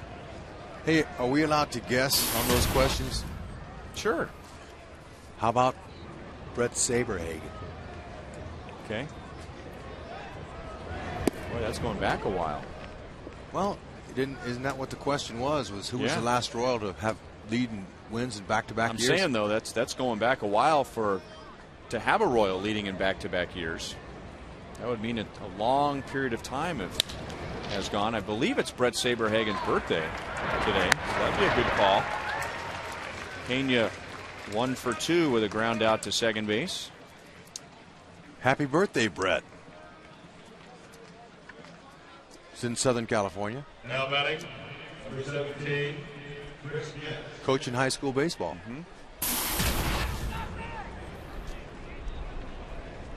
Chris Getz struck out in the third. McCarthy has struck out 4. And Getz also thinking about a bunt. What happens when you square around like that? The whole infield moves. The corners come in, second baseman goes to first, shortstop goes over, and then it opens up some lanes. So they're bunting. If you have it in your repertoire, if you're a good bunter and you show bunt and they know you can bunt, that helps you. It actually helps you. It brings the corners in and it's easier to slap it by the guy. Up the middle, past Weeks. And into right center field. Getz takes a wide turn, but he'll hold with a 1-out single. Good to see Chris get a knock, as he showed bunt and Weeks was a little bit more towards first base than he normally would be, and it opened up a lane. This is exactly what I was talking about. It opens up a little bit of room, sneak an infield hit by him or something just like that. Now maybe they can get something going with 1 out. Gordon here, maybe a hit and run or maybe a straight steal. Those are all possible scenarios in this situation. Well, let's see what Alex does here. It happens so often a hitter goes from a slump to a hot streak because the burden has been lifted. And for Alex, that burden was 0 for 18. But in his last at bat, after falling behind 0-2, he got the count even. Got a base hit and an RBI with a single up the middle and driving in Brian Pena. Typically, everything comes in bunches. Offers and hits. Hopefully, that's the case for Gordon. Maybe that one little base hit he got is going to turn that into a bunch of hits coming. That is just foul. No balls, 2 strikes.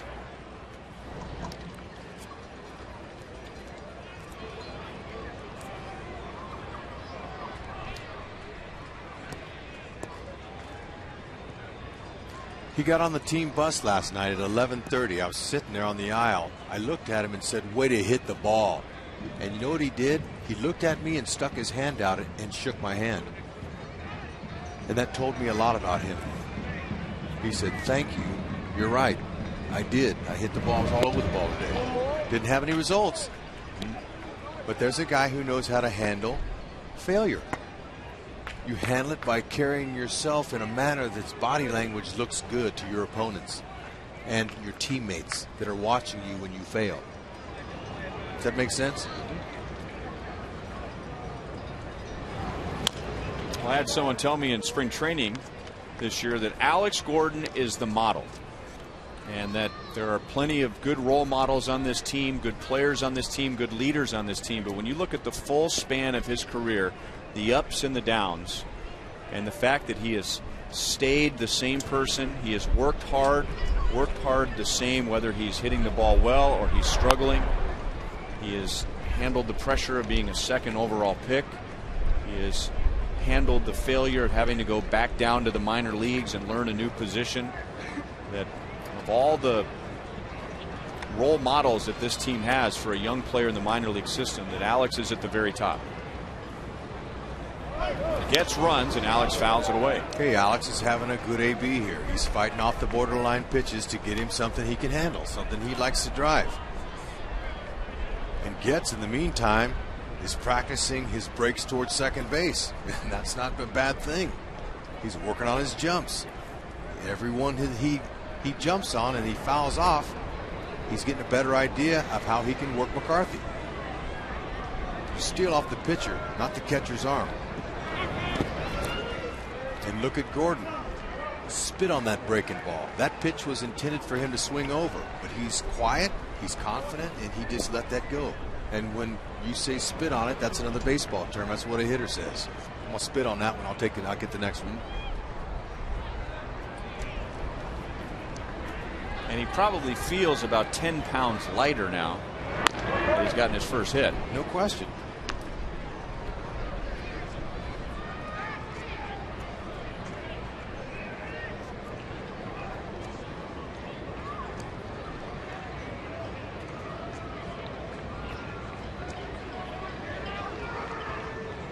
Getz is not running. Alex takes a very close pitch. 3 balls and 2 strikes. This is a nice AB he's got working here.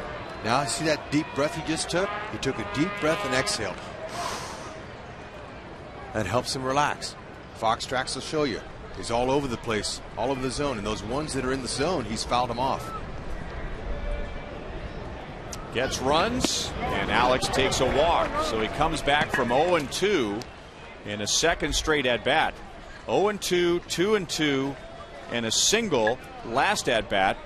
This plate appearance, 0-2, and ends up with a walk. That's a good at bat. That is a very good AB. All right, with 1 out. Now the situation is first and second base. The young Royals have a chance to do something here. Now, Escobar's a good contact guy. He hits the ball on the ground. He has a good idea about moving runners. Now, maybe they will, maybe they won't. But you got 2 guys that are on the bases that can run. And Escobar got it down around the end of the bat. And it's going to be caught in left field by Cowgill. And there are 2 outs. Fans are impressed with the strong throw. The runner's held. Fans, every Wednesday is Ink Student Night and Local Music Showcase. Show your valid student ID at the box office to get a $7 ticket. And make sure to get to the ballpark early for live local music, entertainment, and drink specials in the outfield experience before the game. Go to Royals.com/student night for more information.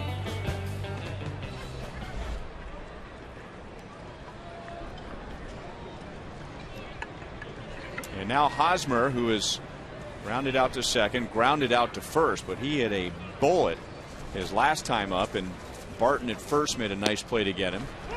McCarthy's in with strike 1. Okay, he changed speeds on his fastball there. Hosmer kind of liked it. That location was where he likes to handle it, right out over the plate. But there's only one thing he's looking to do now. That's turn and burn on the ball. That's what you want your guy to do. Your third, fourth place hitters, their job's to be run producers. Knock them in. 1-1. And if you read the publications and you hear the scouts talk about this kid, he might be one of the best run producers in a long time to come through Kansas City. But what's good is he doesn't believe it. He's humble. He doesn't read those things. He stays grounded, and that's one thing that really impresses me about him. Lays off a pitch outside, 2-1. And he has a keen ability for the strike zone at this young age of 22. And that's what's unusual. His first big league at bat, Rex. Sorry to cut you off. No, that's okay. Against Gio Gonzalez, a tough pitcher at Kauffman Stadium. Big crowd there to watch him. He hung in there and he took a walk. I mean, how many guys with that kind of hype and those kind of nerves? He hung in there against that tough lefty and had a walk. And the Royals are really making McCarthy come back into the strike zone. They're not chasing the pitches on the corners, and now it's 3-1. There's a lot to be said for that. That's how you buy your pitch to hit, and that's how you're more productive. See what happens 3-1. McCarthy's going to have to be careful here. Billy Butler's on deck, and he's no slouch. And now Hosmer takes a walk. So they're loaded up for Billy Butler, who is homered against McCarthy. That was last inning. Let's take a look at the swing and a look at Billy's power zone. Okay, there it was on the middle in. That's in. Middle in. 4th inning. Check it out. Okay, nice leg kick. Sets it down softly. No head movement. He's able to keep his hands and head right there on the inner half. And it's a launcher. And that was the first pitch from McCarthy. So let's see what he does with Billy this time around. You think he'll start off speed? Absolutely. Kurt Suzuki's, he's the commander back there. He's going to call him. And it's a curveball in for strike 1. Okay, that's a nice pitch. That's a get me over curve, strike 1. Try not to hang it, because Billy Butler's eyes will recognize that, and he'll hurt that if it's hung.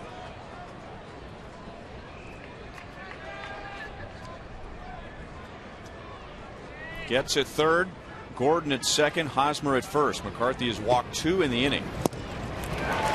Ball gets away from Suzuki, not far enough for Getz to come down from third, although he considered it. 0-2.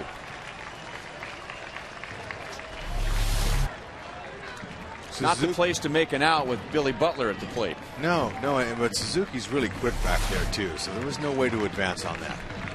You got your number 4 hitter up there. There's no need to run into it out of the plate. Let him hit. Even with 2 strikes, Billy Butler has the ability to use the whole field. He's still dangerous with 2 strikes on him.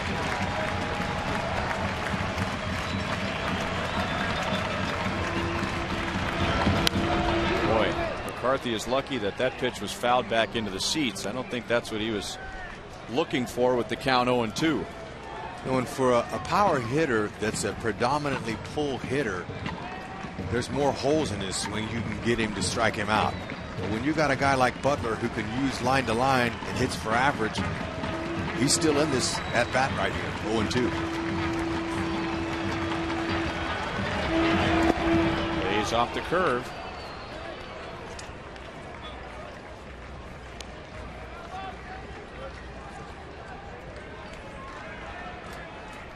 How has Billy done with the bases loaded? Well, he doesn't have a grand slam yet, but he's better than a 300 hitter. Why not now?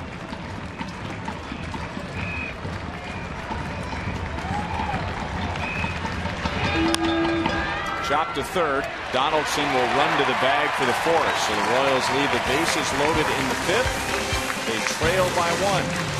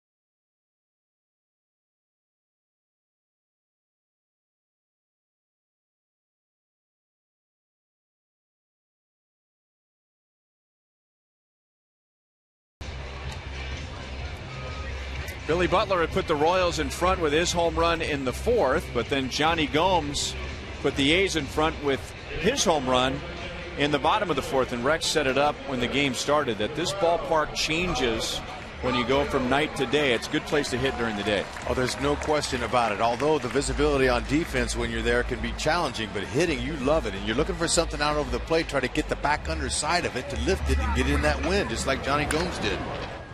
And just like Billy Butler, although Billy Butler's didn't need as much wind, he got more on it than Gomes. Still, this is a good place to hit. As there's Gomes's.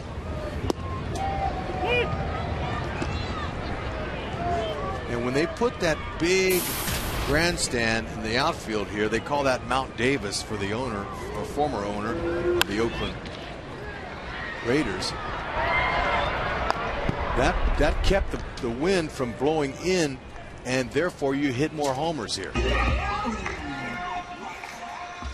When there was no Mount Davis there, it was hard to hit him out of here. That wind was howling in, straight in.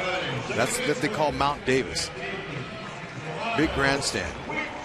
Also known as an architectural monstrosity. No question. This was a pretty ballpark before they built that. I mean, it wasn't modern. It certainly wasn't compared to places like Camden Yards, but before they added that, you could see the mountains out beyond center field. Wasn't a very good football stadium before they put that up, but it was a nice baseball ballpark. And that's been the struggle here in the Bay Area. It is neither a good baseball stadium or a good football stadium.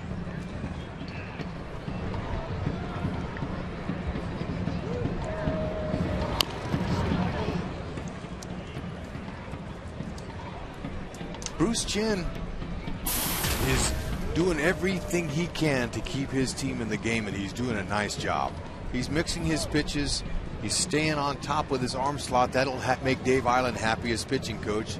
Gets a little better downward plane, and he's pitching the righties in. He's staying in on them. That was a big key for him.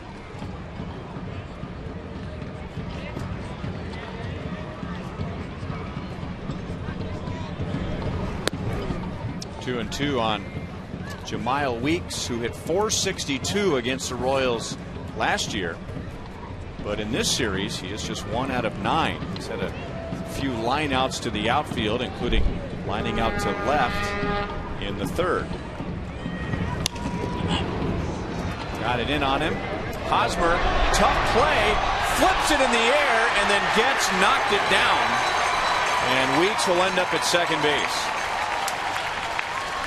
So Getz was just trying to help out, but I think Hosmer had it as such that it was flipped up in the air by his own glove, and then he was going to grab it. Well, you can't blame Getz for coming in trying to get that rebound. But Weeks, he's going to get a base hit out of this. That's a knock. That's in no man's land out there. Tough play for Hosmer. Look at it. In the end of his glove, flips it up. Getz had it, and then just couldn't keep it in. Wow, talk about a circus play, that one there. A juggling act, but too bad that wasn't caught, because now they've got their speedy leadoff guy on there with 1 out. But an excellent effort here on a very difficult play. Over your head like that in the sun like it is. And your second baseman, it's a good thing nobody got hurt.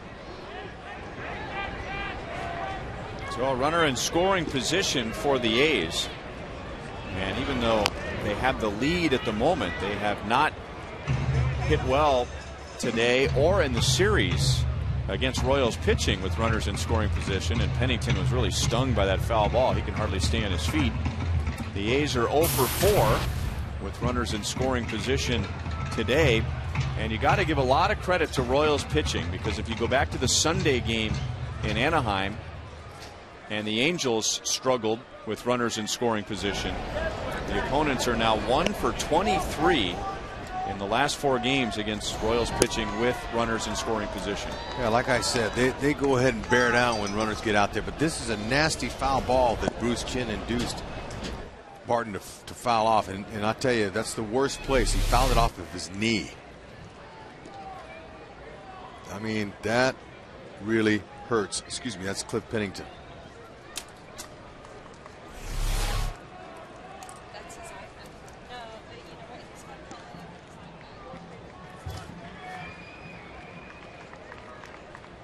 Pennington's having a bad time.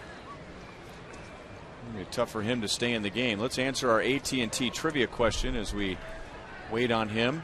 Bruce Chen, the last 2 years, led the Royals in wins. Who was the last Royal to lead the team in wins in back-to-back years? Rex is going to go all the way back to Brett Saberhagen. I'll say Zach Greinke, or somebody more recent. Jeff Suppan. 2000 and 2001.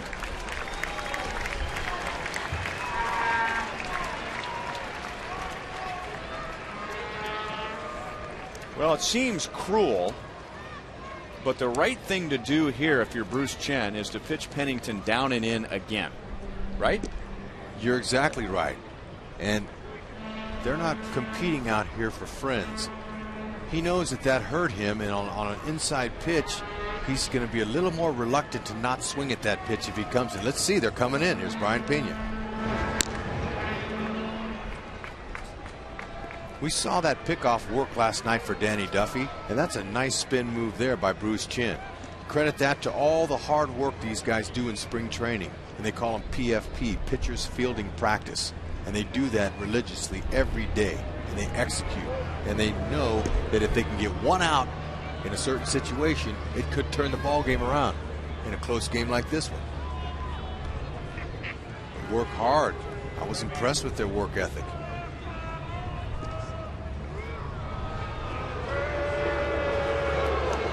See, the reason that Bruce is paying so much attention is that there's one out. If Weeks steals third base on him, now they got a chance to score him easier. Keep him close. Getz is giving up some ground. And they do pitch inside to Pennington, and it's 1-1. And Pennington said, no way I'm swinging. My knee's still smart. I'm not swinging at that.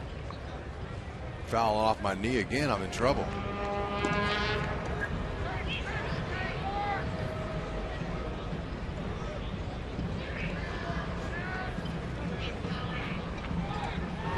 Pick off and a little closer this time. This is not Bacon Wednesday for Bruce Chen. The fans are all over him.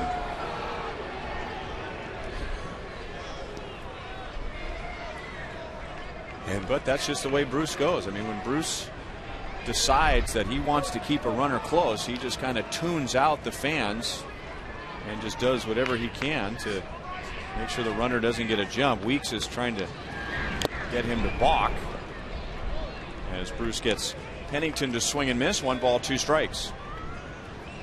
Okay, there's a difference when there's less than 2 outs and you're trying to steal a base. You want to stay even with the bases because the shortest line between 2 points is a straight line. With 2 outs, you'll back up a little bit to give yourself a better turnaround third, but watch Weeks. He's pretty much even in the line there. Tells me that he's thinking about stealing the base. See a lot of guys way back of the bag, you know, over kind of near the shortstop. Well, that's usually with 2 outs or a guy that can't run. And what he's doing is he's positioned himself to make the turn at third easier. But a base stealer's in the line. And it's a nice play there. Chris Getz showed in the hand. That's the sign to the pitcher that I'm going to the base. Open glove or open hand. Look at Getz. Watch his hand. See his hand go there? That means I'm there. And a good feed. Chin's giving him some good balls there. If he throws one away, he gets to third base. So you got to be really keen with your angle where you put it.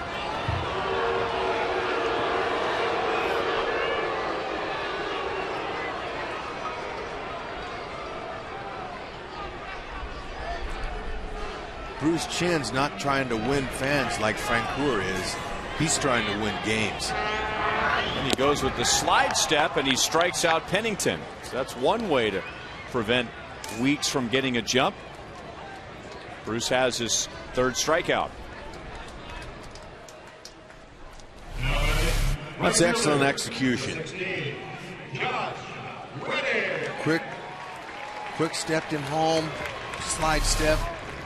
That cuts down on the time getting the ball home. So you can, if he does steal, you can get him at third. And it fooled Pennington, and it looked hittable, and it wasn't. That's how crafty this lefty is, Bruce Chen. He's pitching what I think a great ball game. What has hurt him more than anything else is foul balls. He is in the mid-90s now with his pitch count, and he's not through the 5th inning. But the A's have 22 foul balls. He's a competitor. You can see his mountain presence looking at him. He's looking in, he's looking back, he's chewing that gum with confidence. And that's all the hitter sees besides the ball. Chewing gum with confidence. Is there a way to be not confident in the way you chew your gum? I think yes. Hitters can see you swallow deeply and breathe deeply. So there is. Everything that the pitcher shows you is all in game. It's all there, man. You check it out. But I can tell by looking at him from here. So you're saying by chewing his gum the way he is, he's giving off a vibe that he's relaxed on the mound and he's in control. And here I come. Exactly. Can you see that? It's the same thing. Let's check the KCA scouting report that we did earlier on the game with Bruce and see if he's doing what Dave Island wants him to do. We'll wait one more pitch here to Josh Reddick with Weeks at second base. Okay, the KCA pitching report early. Use the fastball both sides to the right-handed batters. Establish the fastball early. He's done that and did it. And quick outs. Quick outs have been not so good because of his pitch count. It's high. They're fouling a lot of balls off. But the first two, he's done well. He's working the fastball on both sides of the plate, and he's using some elevation to get some outs. And now he wants to talk over the 2-2 pitch with Reddick.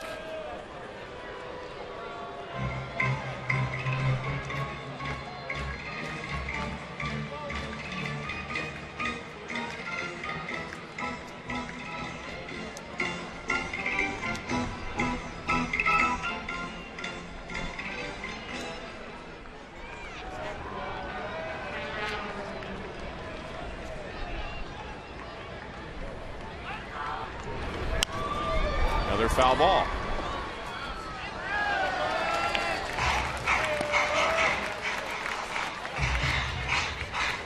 Fox Sports Kansas City's Royals replica jersey night is April 21st, and the first 20,000 fans attending the Royals Blue Jays game will receive this batting practice jersey. Game tickets will go quickly, so get yours now and we will see you there. Still 2-2.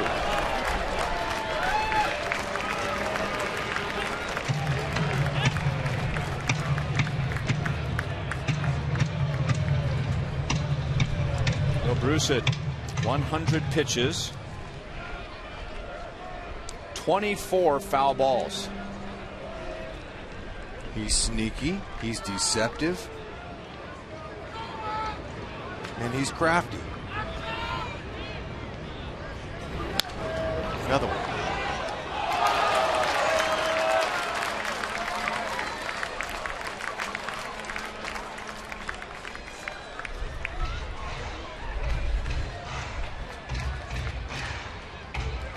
And he's pitching right now for this ball game. He knows that this is going to be about it for him, and he's got that runner out there at second base, and he's facing a pretty pesky hitter in Reddick. So he's really going for it. Look at how he's staying out of the middle of the plate with the Fox tracks there. Well, the fans didn't realize it when they got here today, but it's ball day, and we just saw the best catch out of all of them. That usher there caught that foul ball with his cap. He set down his box of goods, and he caught it with his cap and gave it to a young child. That's a beautiful thing. Sir, nice catch. You're in the game.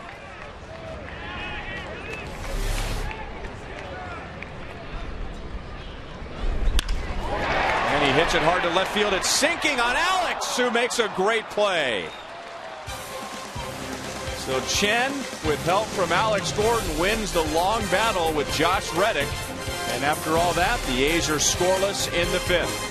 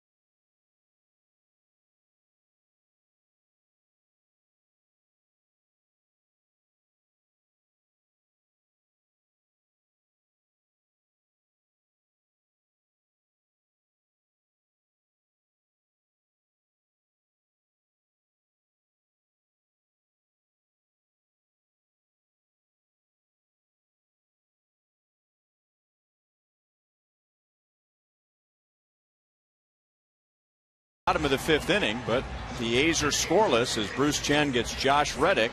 And now the Royals coming up in our Sonic Slam inning. Our contestant is Catherine Shade from McLeod, Kansas. If the Royals hit a home run in this inning, Catherine wins $400. But of course, if the Royals hit a grand slam out of the park, Catherine wins $25,000 from Sonic and the Kansas City Royals. She's almost an inning late. Billy Butler had him full last inning. But good luck, Catherine. Probably the biggest out today for Brandon McCarthy, getting Billy Butler with the bases loaded in the 5th. And let's see how McCarthy pitches this inning. He's sharp. A couple of strikes to jump ahead of Francoeur. But while Bruce Chen was fighting off the A's in a long bottom of the 5th inning, McCarthy was just sitting around and waiting. So he's had a long layoff in between innings. Let's see if that somehow has disrupted his rhythm. Francoeur doubled in the 4th, flied out in the 2nd. Mike Moustakas will follow him, and then Mitch Meyer.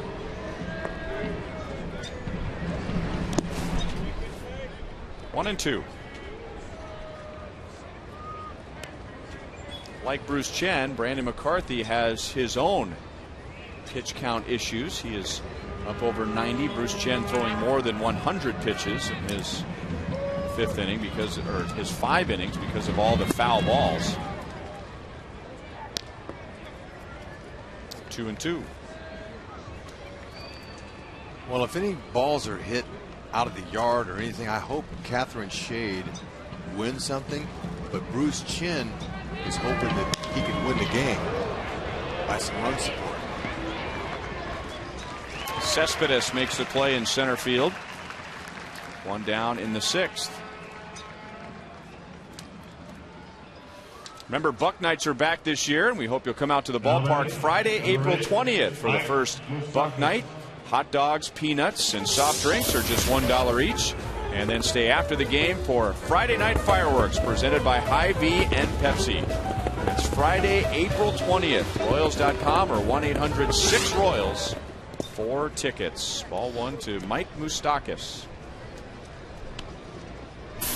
Okay, if you're an Oakland A's pitcher, this one-run lead is going to be typical in a lot of games. They don't have a high-scoring offense, so really McCarthy, he's pitching his hat off right now. He's doing all he can to keep that lead. And Moustakas gets it into right field for a 1-out hit. Like that turn. You know, there's something to a guy when he gets a clean base hit that he doesn't just trot down the line and hit first base and just casually stop. He takes off, he makes that turn, and he's making the outfielder stop him. He's going all the way until the outfielder stops him. Look at this. He hits the bag. Okay, I got to stop. And now Mitch Meyer to the plate, and we go to Joe Goldberg. Ryan, I was telling you earlier about Doug Sisson and what he thought about Lorenzo Cain's catch last night. He was also really excited. He was telling me about Mitch Meyer and Mitch hitting a home run. Really happy for him, he said, because everyone in that clubhouse loves Mitch Meyer, a guy that did not get very many at-bats last year because all 3 outfielders stayed healthy. But that could change, and as guys potentially get hurt or need a little bit of a rest like guys have had, and Lorenzo Cain, as you mentioned, Ryan, was going to have the day off anyway today. Mitch will be in there, so respected because he never complains about any lack of playing time, prepared at every single moment. And Doug was pointing out that that preparation showed when he came in the 9th inning 2 nights ago as a pinch hitter, drew a walk, trying to spark a rally for them in the 9th. It did not pan out, but rewarded yesterday with the home run. Made a similar sound as Billy Butler's home run today. I mean, you knew it was well struck just by the sound. Of course, we can hear it a lot better here at the Coliseum with the smaller crowds. And now Meyer may have cracked his bat. Well, if you're McCarthy, you're a little nervous with Meyer. He's taking some good swings here. He looks comfortable, and he's hungry. He's looking for some more playing time. And generally what happens when you're a role player, quote unquote, you get in there, you want to force that manager's pin. You want to force his hand to put you in the lineup, and he can't take you out if you're hot. Shallow left. Donaldson out, and makes a play in foul territory. So Mitch is 0 for 3. Moustakas is back to first base. Thing about Mitch and his playing time over those 3 years that we were looking at, it doesn't show games played. In 2009, 127 games. 2010, 117. So a lot of playing time. And then last year, it dipped down to 45 games. Well, one of the reasons that he's such a popular player in that clubhouse is because when you don't play and when you have a hard time, when you fail a lot, people watch you. They watch how you handle yourself. And he carried himself like a professional with his head up and never complained.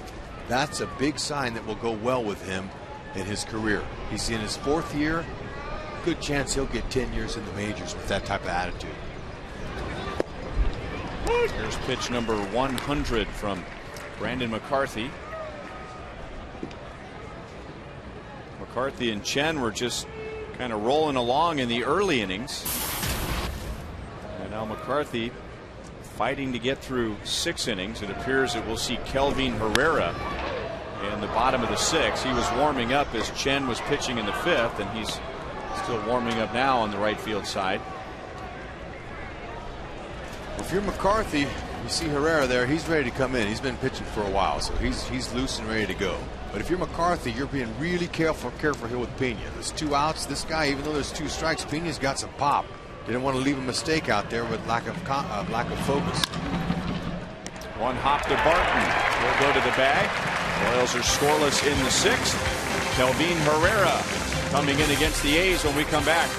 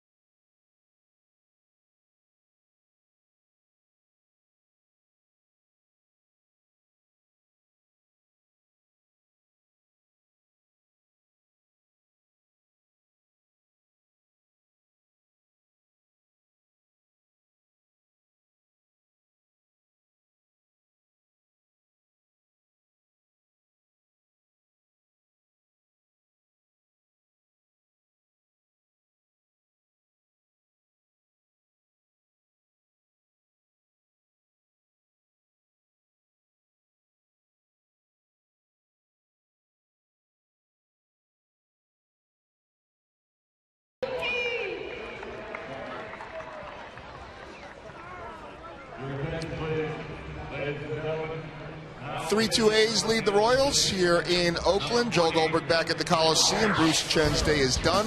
Panera takes us around the league as the White Sox beat Cleveland behind Paul Konerko and A.J. Pierzynski's offense. Toronto beats Boston as former White Sox closer Sergio Santos finally gets a save after blowing a couple of opportunities for Toronto. Tampa Bay doubles up Detroit. The Tigers finally losing a game. That's the afternoon action tonight. New York at Baltimore. Seattle is in Texas. And the Angels in Minnesota as Jared Weaver looking for his 2nd start of the year after facing off against Bruce Chen last Friday. Ryan, back to you. All right, thanks, Joel. And it's Kelvin Herrera taking over for Bruce Chen, who grinded through 5 innings, gave up 3 runs. 1 run was unearned. And now Herrera, and he'll get a big test right away. And Yoenis Cespedes, followed by Johnny Gomes, who has a 2-run home run, and Kurt Suzuki.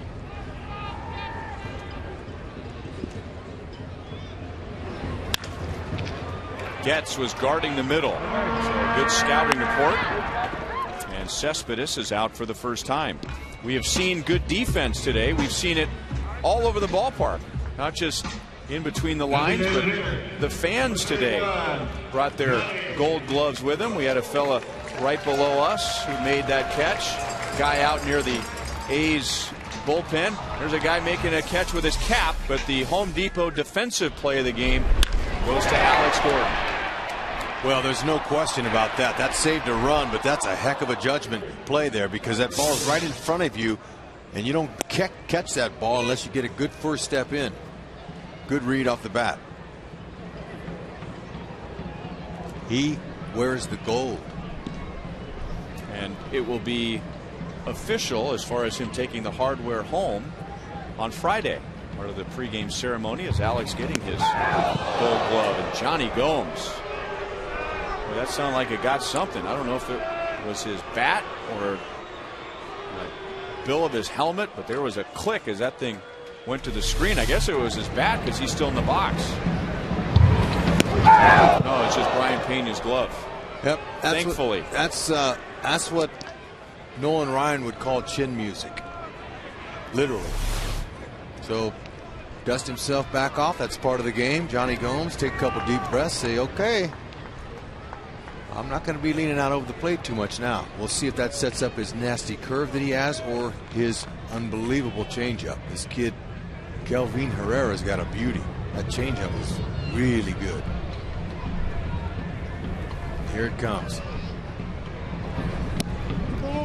Rides inside, 2 balls and 1 strike. Johnny Gomes' swing in the 4th inning right now is the difference in the game. A wind-blown home run to left field. But he's very powerful, this guy. Speaking of power, after this pitch, let's see his power zone. Big, strong guy. Quick hands. He's got a quick swing. That's where you generate the power in the 4th inning. Here we go. Let's check it out. Bruce Chen tried him up in the zone, and he got the head out there. It sent it straight up, but the power zone shows that that pitch was right in the middle of the plate, but up. Well, Herrera definitely wanted to pitch him in. There's no doubt about that. A 1-out walk to Gomes. You know, what I liked about that at-bat there, as we see Bruce Chen, is this guy's a 10-year veteran, Johnny Gomes. He got decked on his back with chin music. He didn't stand up. He didn't point. He didn't do any posturing. This guy understands the game. I like that. You know, he didn't make any drama out of it like you see some guys that their egos get in the way and they go, oh, what was that? That's part of baseball. I like to see that. Take your base. He didn't stare him down.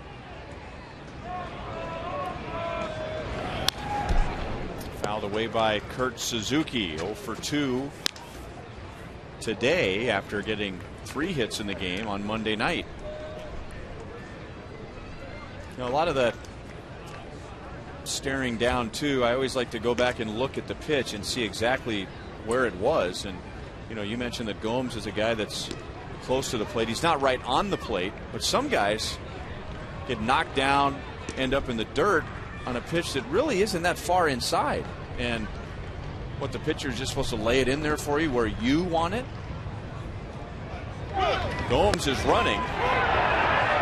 And so there's a professional way of getting back at the pitcher rather than stare him down at the plate. Find another way to get him back. And that'll show you that the 10-year veteran not only has power for his team, but he can rip off a base late in the game. Pena's arm angle was a little bit to the side there. The ball tailed up into the runner. Catchers want to try to stay on top of the ball, and that helps them with a downhill plane to second, and it stays straighter for the guy to field.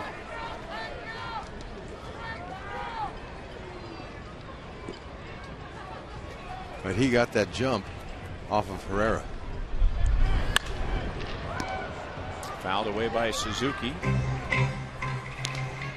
Well, we go back again to the Royals' ability to make big pitches with runners in scoring position.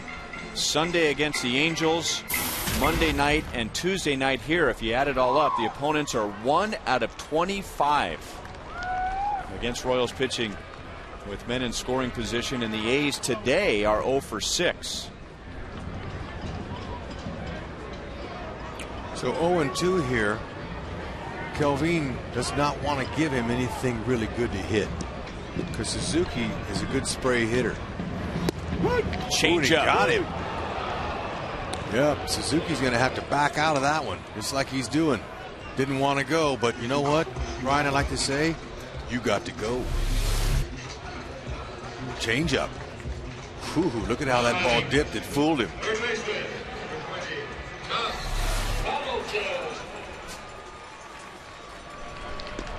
So the A's are 0 for 7 with runners in scoring position today.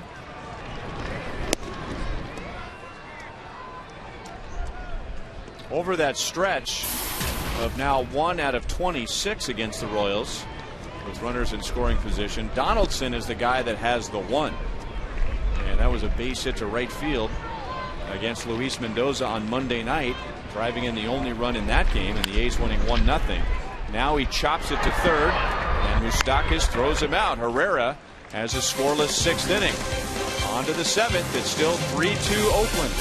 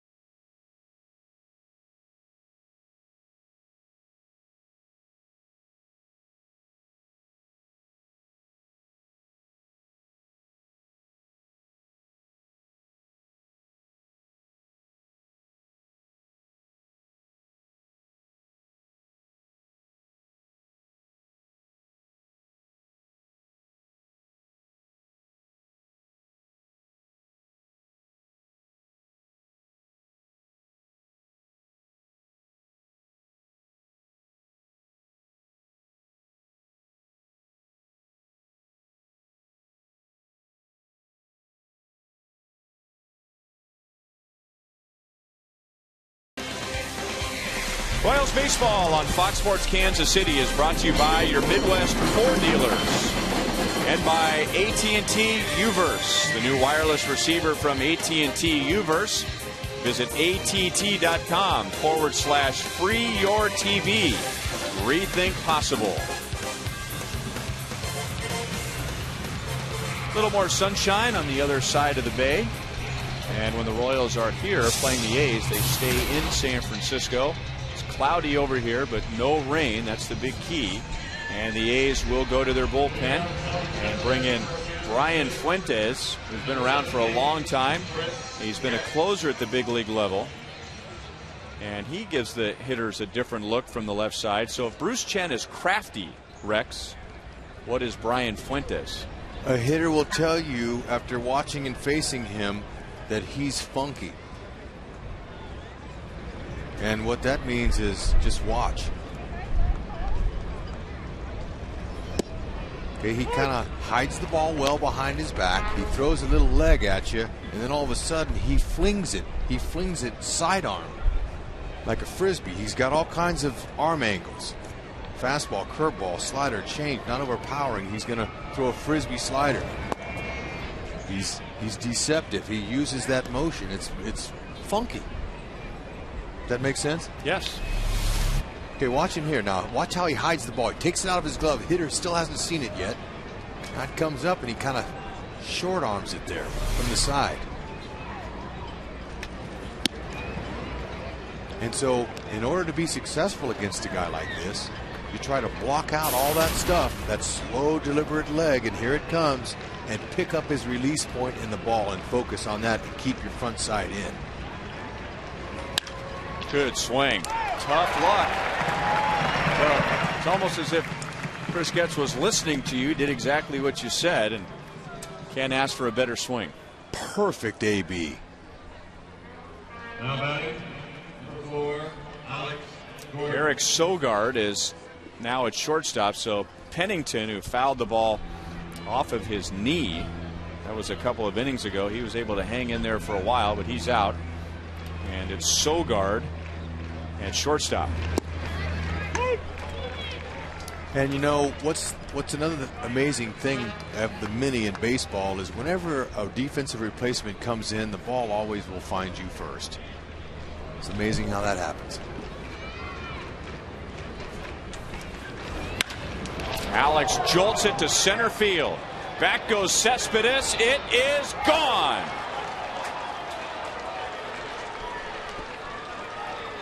So Alex Gordon, who hit the ball hard twice last night but was hitless, grounded to the mound in his first at bat today, but now he has an RBI single, a walk, and his first home run of the year, and most importantly, the Royals tie the game.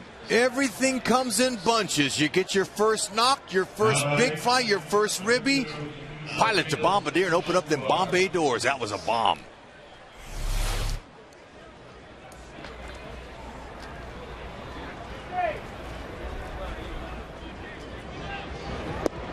Well, Fuentes hasn't been very funky to a couple of left-hand batters, and Getz and Gordon, they're hanging in on him just fine. I don't think he's tricking too many hitters. And they want to do that for their guy Bruce Chin. Take him off of the mark, off of that L mark. Keep it, get it back in this game, and don't give him the L. Bruce Chin's pretty pumped. He didn't deserve a loss. In the air to the right side. And the win. Makes it a tough play for Weeks. Escobar was running hard, and he ends up at second base. Taking nothing for granted. And being an infielder himself, he knows how difficult that swirling wind is that you described early in the game, Rex. The elements of the ballpark here will cost you at one particular time, maybe more. He drifted, and the wind caught him, and he didn't get his feet under him, and man, there's a mistake. One out, and credit Escobar for busting it out of the box. Running hard all the way, not assuming he's going to catch it. It's the little things that you do sometimes will determine whether you win or lose. Like what I'm seeing here in this inning. Well, I don't think this is what Bob Melvin had in mind when he brought in Fuentes with some left-hand batters coming up. Getz lined out to short. Gordon homered to center. And now the right-hand batter reaches on an error by the second baseman Weeks. And another dangerous left-hand batter at the plate who is due, Eric Hosmer, 0 for his last 10.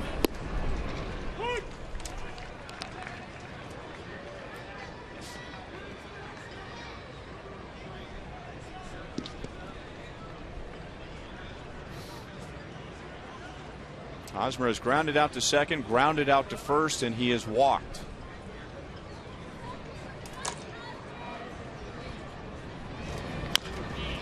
Hold it foul, no balls and 2 strikes. The swirling wind, the high sky. Every day in baseball, wherever you play, in any ballpark across the country, there's always elements of the day. And you have to know those as a player. And that error could have cost his team the win. Hosmer strikes out. Fuentes got him on 3 pitches. So 2 down. Let's get another look at Alex Gordon's home run to straightaway center field in the inning. Okay, he's focusing on his release point. He sees the ball out over the middle of the plate. It's very hittable. That's a mistake by Fuentes. Okay, he one-handed it, and he didn't have to get it all because he squared that ball up on the barrel. And that's a nice stroke. And welcome back. So nice swing on our Mazda replay, and Fuentes is coming out, and Ryan Cook, a right-hander, is coming in. Your attention, please.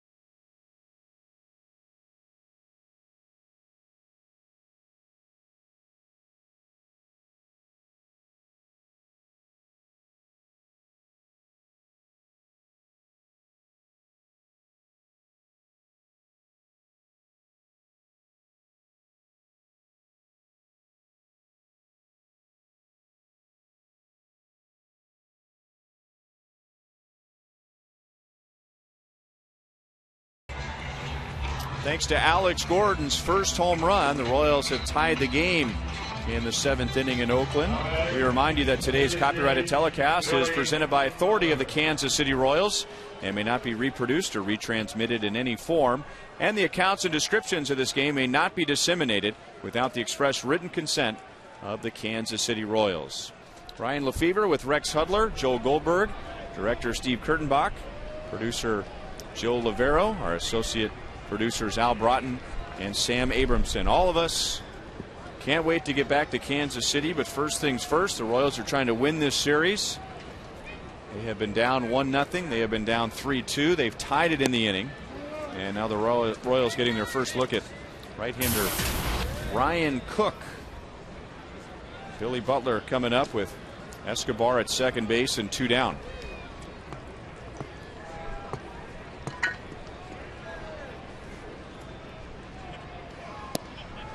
All right, we're seeing that little slider, little breaking ball he throws, but he'll also have an above average fastball, 95 to 100. He's got a split finger that he'll mix in. You see Cabrera at second base after that hustle play on the air by Weeks. Long run for Barton, and he won't quite get there.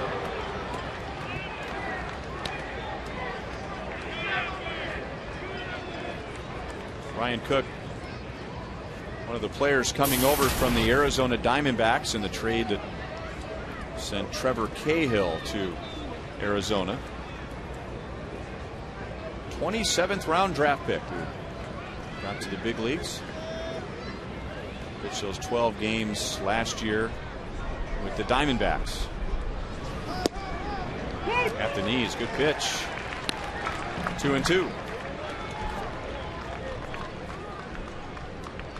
Looks to me like Cook has a real quick windup and a compact delivery, and then the ball explodes out of his hand when it comes in to the plate. So there's some deception there. Hides the ball behind his back leg, part of his pitching motion. Doesn't give the hitter a long look before the ball comes out of his hand. Exactly right. You show a hitter the ball with your arm angle and you show it out on the side or anywhere up here, it's going to flatten out and he's going to hit it. Try to keep it behind your back and come straight over the top downhill if you can, if that's your style. Still 3-2. Billy hit his second home run of the year in the 4th inning against Brandon McCarthy. That put the Royals in front 2-1. But in the bottom of the 4th, Johnny Gomes hit a 2-run home run for the A's to put them in front 3-2. And Alex Gordon has tied it at 3 with his home run in this inning.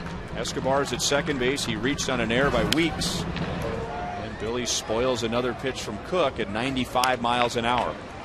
This is an excellent at-bat here going for Billy Butler. He's fouling off pitches left and right, 3-2. And he's got a keen eye, but it also looks to me like Cook wants to get him out with that breaking ball. But his bread and butter is his fastball, and pitchers generally don't like to get beat with anything but their best. Got under it. Going to be a tough play with that wind. And coming up from right is Reddick, hauling off Weeks to end the inning. Alex Gordon gets his first 2 hits today, and his first home run ties the game in the 7th.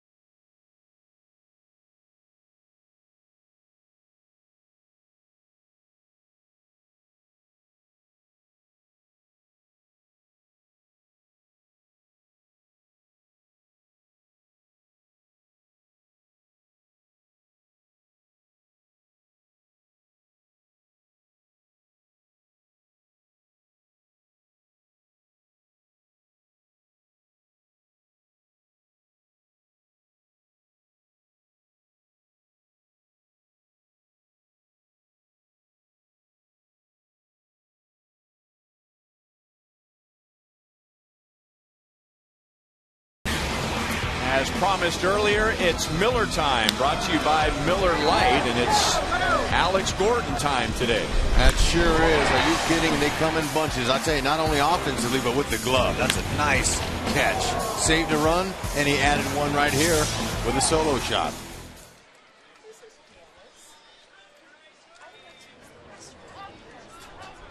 Jose Majares is the new Royals pitcher. Bruce Chen went 5 innings, gave up 3 runs. 1 run was unearned. Kelvin Herrera pitched the 6th. Look out. And the bat luckily hit the netting before going off the back of a cameraman over near the Royals dugout. Oh man, I'll tell you what, that one guy with the still camera and the headphones is lucky. He didn't even see that bat coming, but the other guy did. He got out of the way just in time.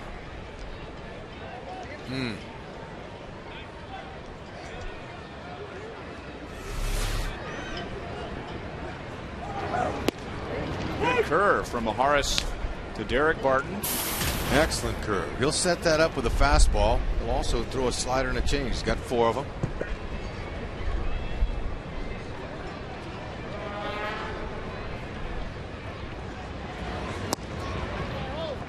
Two balls and 2 strikes. So Majares pitching in his 3rd game and coming on for the 2nd time in this series. When he pitched on Monday night, he faced 3 right-hand batters and 1 lefty, and that was Derek Barton, and he got him to foul out. 3-2.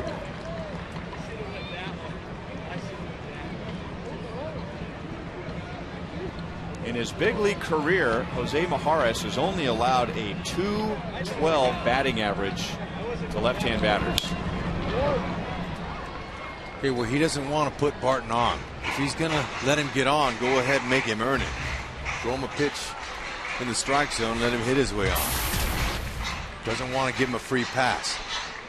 And that's pretty impressive career numbers against the lefty, and that's what you would call a situational left-handed reliever. A guy who can come in and get the lefties out. Barton goes the other way. 2nd hit for Derek Barton. His first 2 hits of the year. And there's nothing wrong with that. He made him earn it. Not going to walk anyone. 12, Colin Cowgill.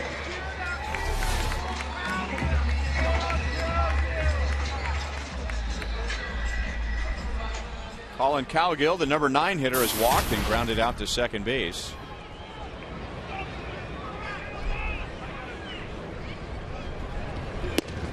A's have been hitting for some power today. They have 5 hits. That's the first single. The biggest hit has been a home run from Johnny Gomes, 2-run home run in the 4th. We showed you on Monday night how much the A's struggled last year on offense. They were 12th in batting average, 12th in runs scored, 12th in home runs, 12th in on-base percentage. They changed their hitting coach. It's former Royal Chili Davis leading the hitters this year.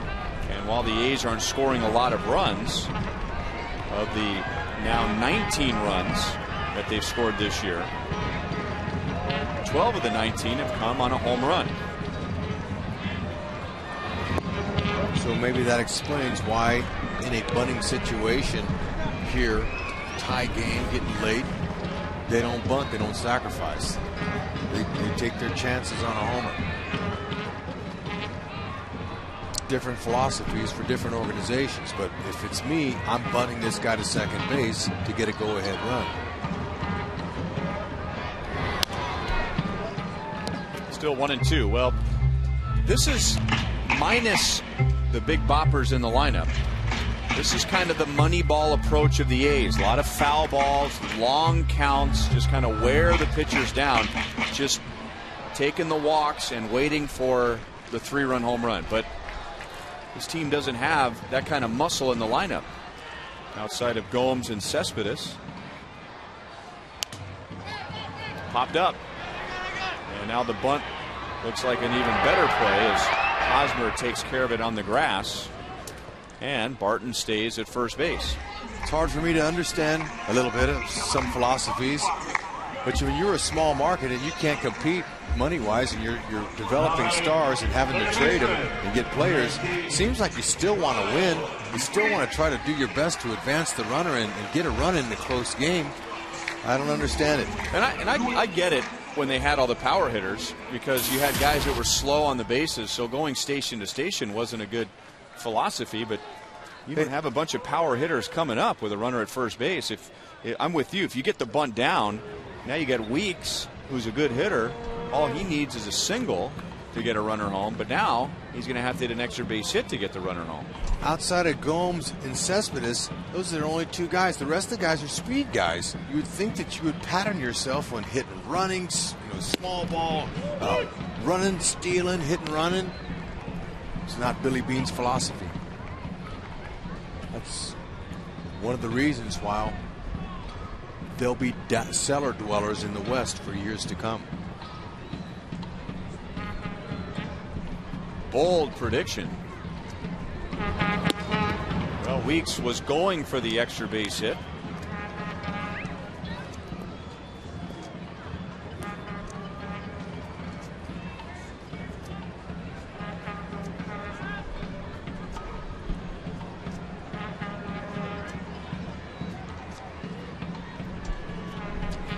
He'll be tough to double up, but Mijares wants to get him to swing at something down. Chop to deep short. The Royals get the out at second base. Getz is aware of Weeks' speed, so doesn't even try a double play. Now runner at first with 2 outs. Well, Rex, nobody is predicting the A's to do anything this year, but here's a little creative look at some of their special years. Years that end with the number 2. 1972. With a young Reggie Jackson, the A's win the first of 3 World Series titles. Rickey Henderson, who was the greatest of all time, broke the stolen base record in '82. Mark McGwire and the A's 4 division titles in 5 years in '92, and then the Moneyball year, 2002. So will 2012 be a magical year for the A's? You say no. This could be the year 2222, and they would not sniff a division title here or a wild card.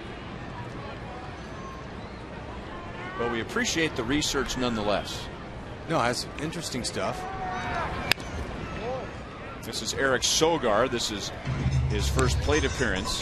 Came on defensively in the top half of the inning for Pennington at shortstop after Cliff Pennington had fouled a ball off of his knee earlier in the game. Was able to stay in for another inning on defense and then had to head to the locker room.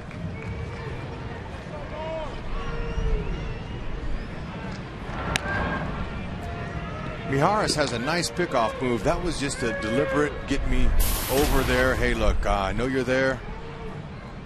But he has a sneakier one.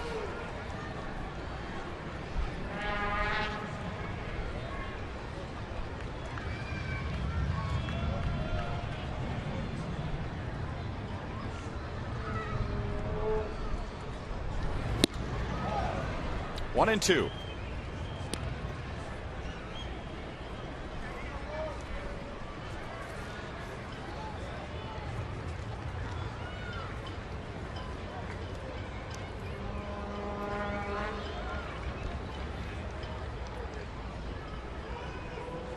Greg Holland is ready to come in either in this inning or next inning, what might suggest that Jonathan Broxton will be called on to close the game if the Royals have the lead. Broxton pitched in the final 2 games in Anaheim, Saturday and Sunday. Non-save situation on Saturday, got his first save on Sunday, and Ned Yost said that it would be Greg Holland in a save chance if the Royals had it on Monday. Aaron Crow got a save because of the weather last night, a 7-inning game, his first major league save. So it'll be Holland, it appears. He'll take setting it. Up for Broxton. Crow will take that save. Didn't have to go out and do it again. Rain came and that was it. And Ned was happy he didn't have to use Holland or Broxton. He told me that today in the office. He said, I saw you waiting out by the clubhouse door, just standing there. Were you thinking about call this game so I can get the win? Because, you know, every win you get in April is one you don't have to get in September. They're just as important. He said, no, Hud, I was thankful that I didn't have to use Broxton or Holland.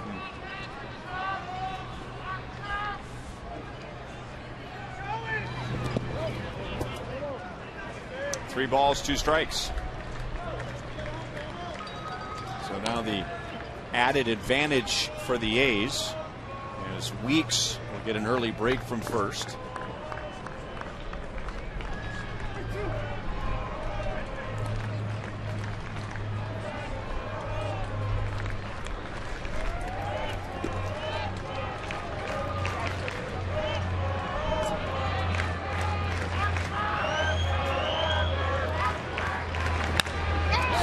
Pops it up.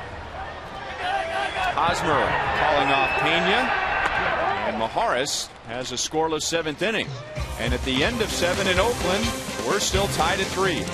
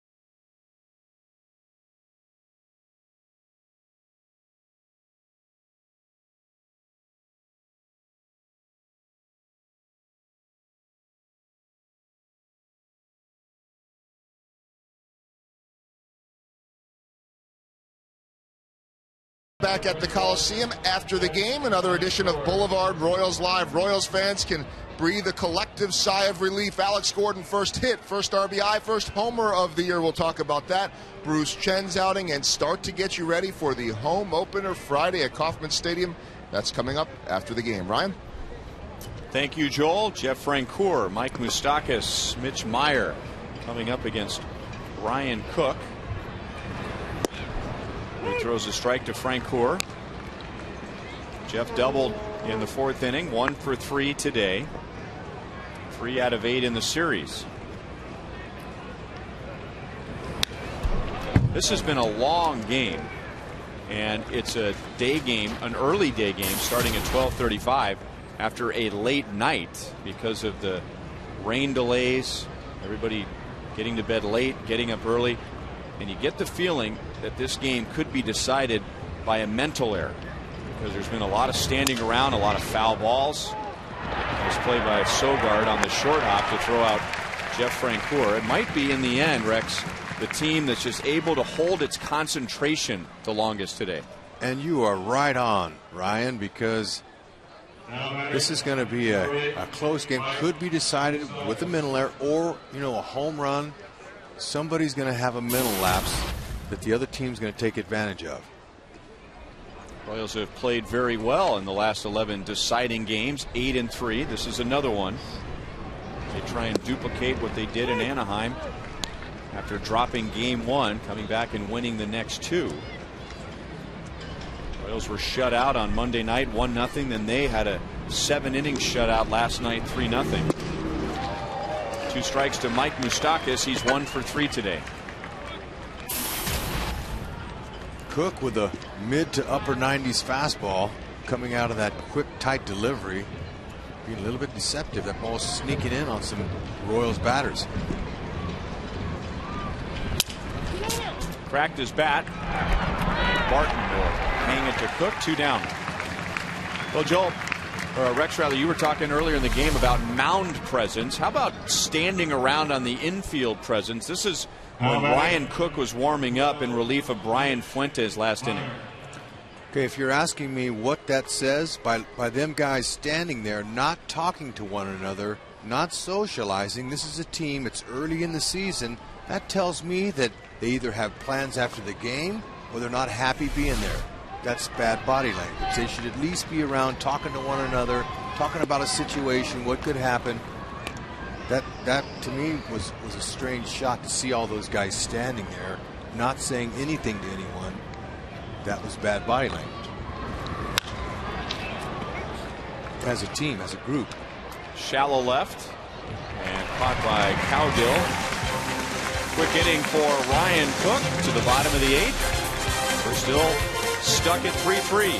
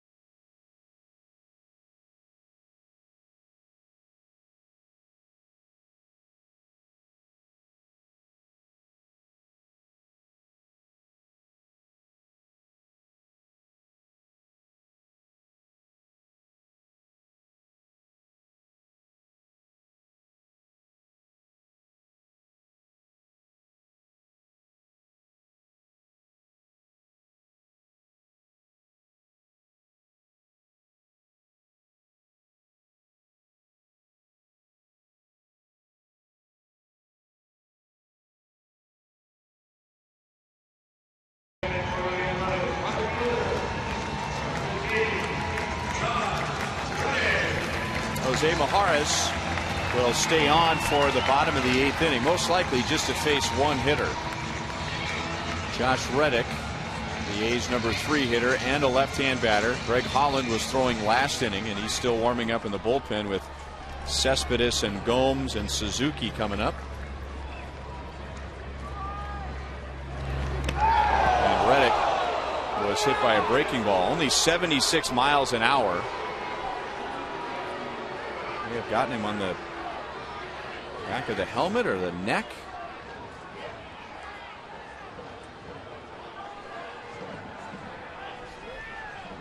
And Majares just as concerned as anybody. And that's a pitch that clearly got away from him. You don't hit a batter with a 76-mile-per-hour pitch. It just slipped out of his hand. And if you were to ask Josh Reddick if you're going to get hit, you want to get hit by a breaking ball or a fastball, he'd say a breaking ball, but that just got him in the right spot. Get him.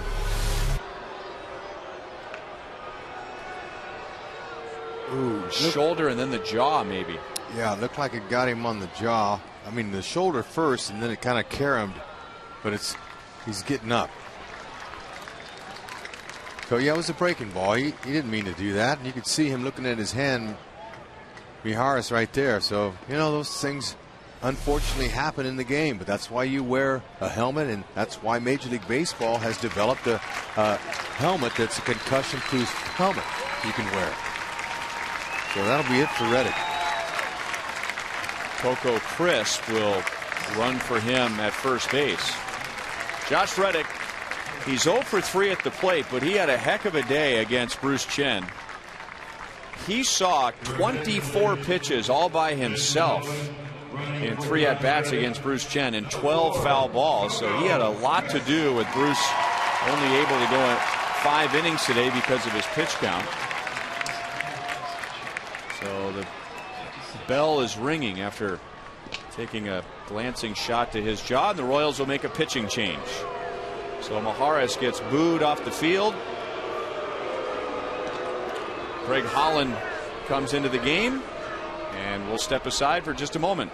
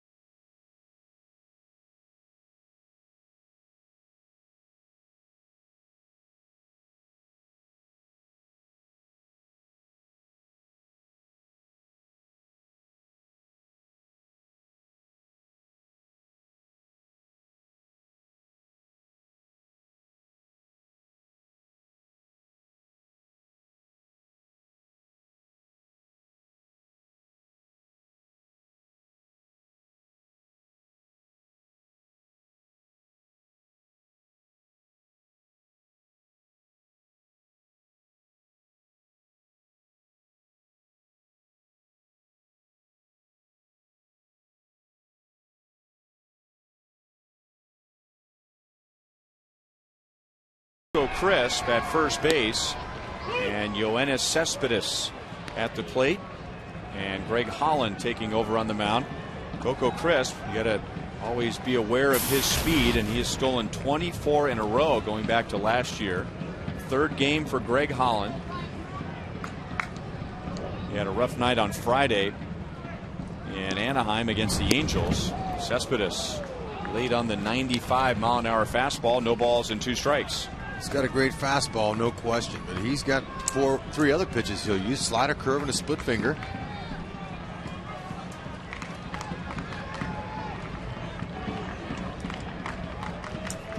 But everything off of the fastball.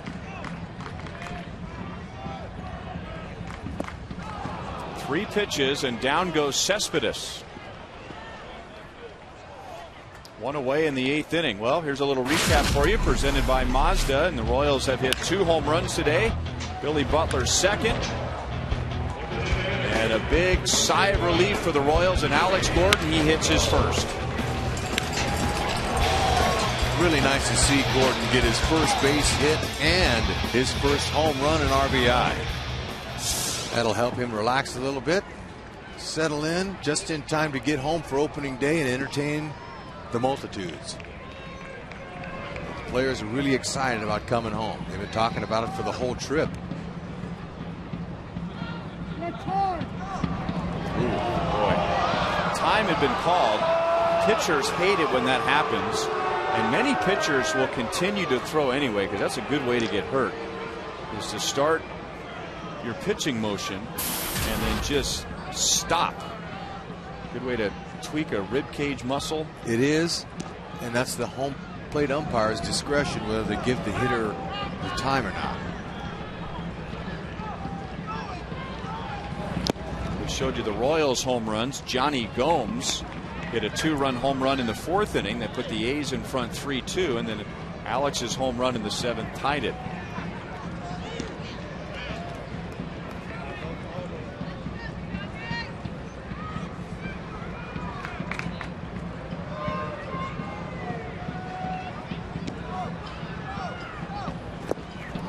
No balls and 2 strikes. Well, he might just 3-pitch Johnny Gomes like he did Cespedes.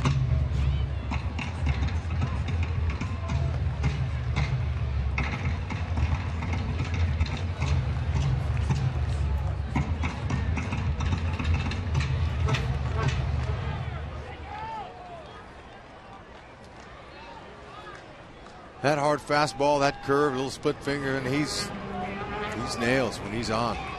He's not easy. Not Gomes, not sure what to hit. He's going to look for the fastball. You have to. Coco Crisp had such a big jump that he was afraid to go. He couldn't believe his own eyes. I mean, he was on his way to second base. Greg Holland didn't throw over there. He can't believe he didn't take off. Royals can't believe he didn't take off. You just keep going there. You go ahead and see he's upset at himself, but and Johnny Gomes on that pitch there has got to go. He's out. Coco Crisp, he's got a lot of bags, but for some reason he had a little mental block and he wasn't able to take off when he wanted to. Well, Rex, here comes Kurt Suzuki, and Greg Holland and Ned Yost tell a great story. Greg Holland made his big league debut here in Oakland 2 years ago, and he got into trouble in his first inning. He walked a couple of guys. The bases were loaded. Kurt Suzuki was coming up, as he is right now. There was one out. And Ned Yost goes to the mound and says to Greg Holland, well, you've got yourself in a little bit of a mess here, haven't you? Are you nervous? Greg Holland said no. Of course he was nervous. Yuniesky Betancourt was in on the conversation. He was at short. Ned says, we're going to turn a double play here. Who wants to turn a double play? Uni says, I will. Ned says, great. Greg, you're going to make a pitch to Suzuki. You're going to keep it down. He's going to hit a ground ball to short. Uni's going to turn a double play, and we're going to get out of the inning. What do you think happened on the very next pitch? Ground ball to Yuniesky Betancourt, double play, inning over. And Greg Holland thought to himself, wow, is it that easy? The manager can just come out and tell me what's going to happen? Now that's called willing it to happen. That's a genius. Royals think that Coco Crisp was going to take off. Ned loves to tell that story. Greg Holland loves to tell the story. That's a beauty. But fortunately for Holland right here, all he needs is one lousy out here and get out of the inning. But that's a great story.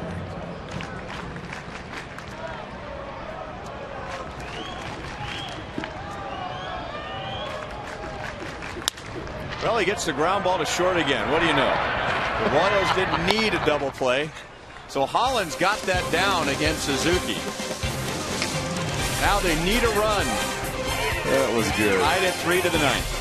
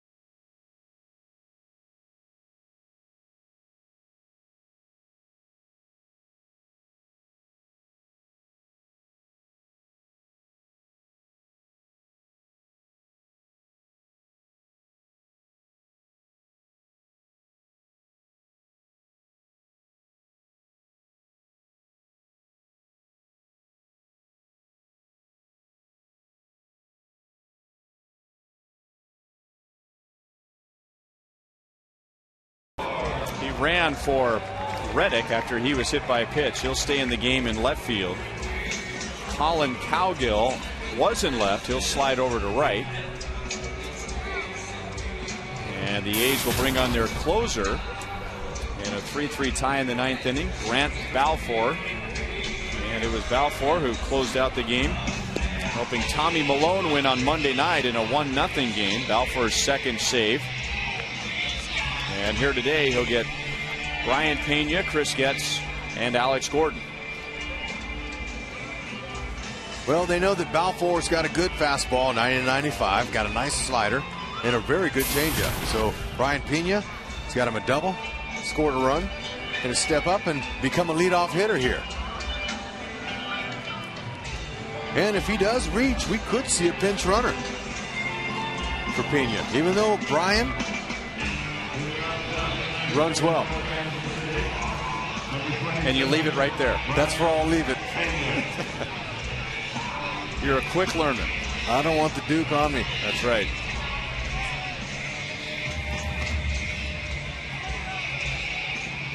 Brian doubled with one out in the third inning. Alex Gordon got him home with a single.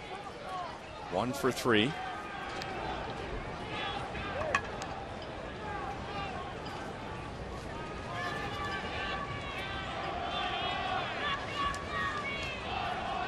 If you're wondering about Brian and Grant Balfour, Brian is 0 for 2.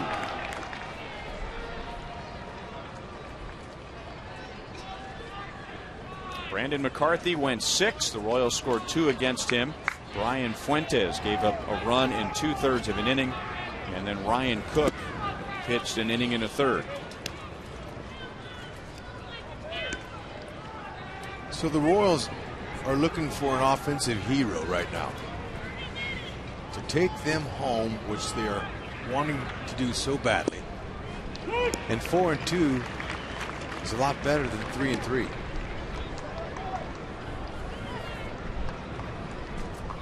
Fans are already excited about the Royals in this first homestand, but to come back 4-2 through Anaheim and Oakland would be a big lift for them and for the team, with a long homestand coming up. 3 games against Cleveland, 3 games against Detroit. We see the start that Detroit has gotten off to, and then 4 games against Toronto.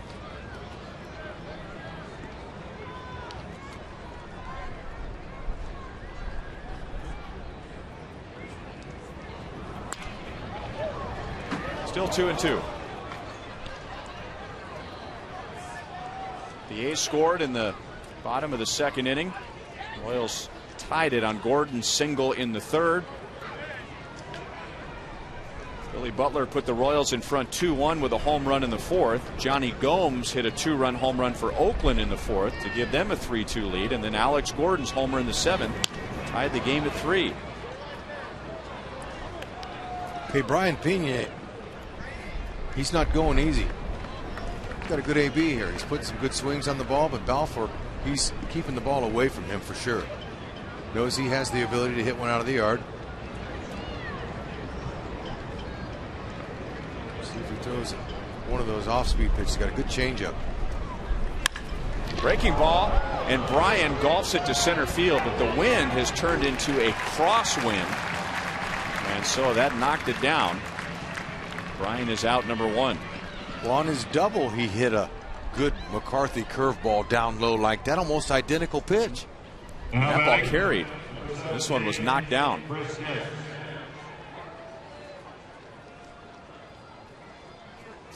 Okay, look at Getzey. He's looking around and he's seeing where they're playing him.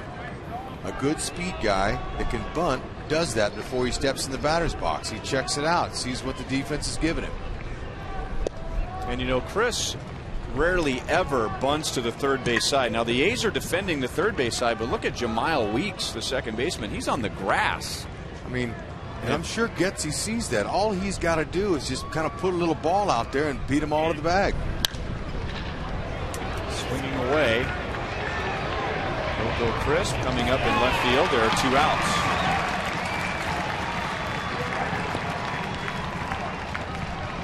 Alex comes to the plate, and we'll take a final look at our Sprint You Call It question for today. 54% of all the things they're looking forward to on Friday afternoon is seeing Alex Gordon get his Gold Glove.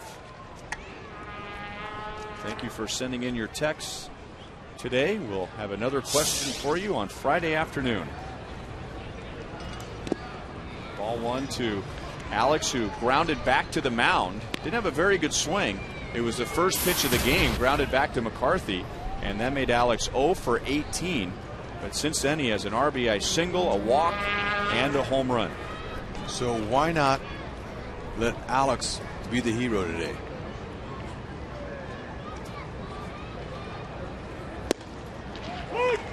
You know, Balfour is throwing, if you want to believe the gun that we have, 90 to 92, but the hitters are reacting like he's throwing a lot harder than that. And he is. Those guns aren't always accurate in the ballpark. They kind of give you an idea, but there's a big difference in 3 or 4 miles an hour. Suzuki thought that should have been a strike.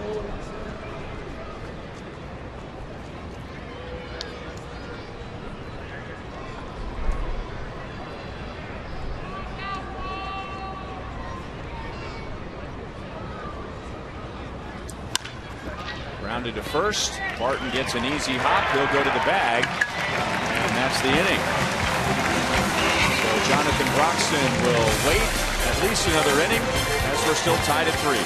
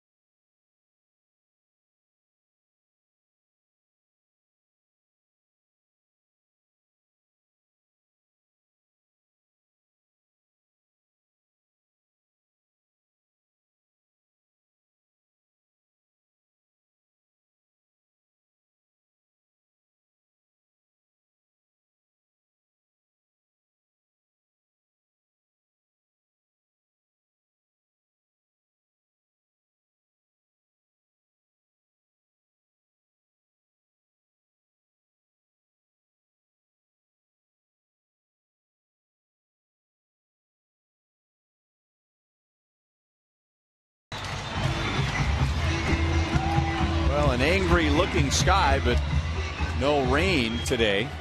Rain still in the forecast. We had 2 rain delays in the game last night. The game was called after 7 innings. And now we go to the bottom of the 9th in a 3-3 tie. Greg Holland, who got all 3 outs in the 8th, stays on to get the lower third of the order. Josh Donaldson, Derek Barton, and Colin Cowgill. Well, this is why Ned Yost explained to me today that he was happy for the 8th inning postponement of the game last night. He said, I didn't want to have to go to Holland or Broxton because I knew I'd probably need him today. So now he's able to use Holland for a couple innings, and Broxton still has not in the game yet. Line to left. Alex is there. Alex has been busy out in left field. 1 away. And there's no such thing as a routine play right now either.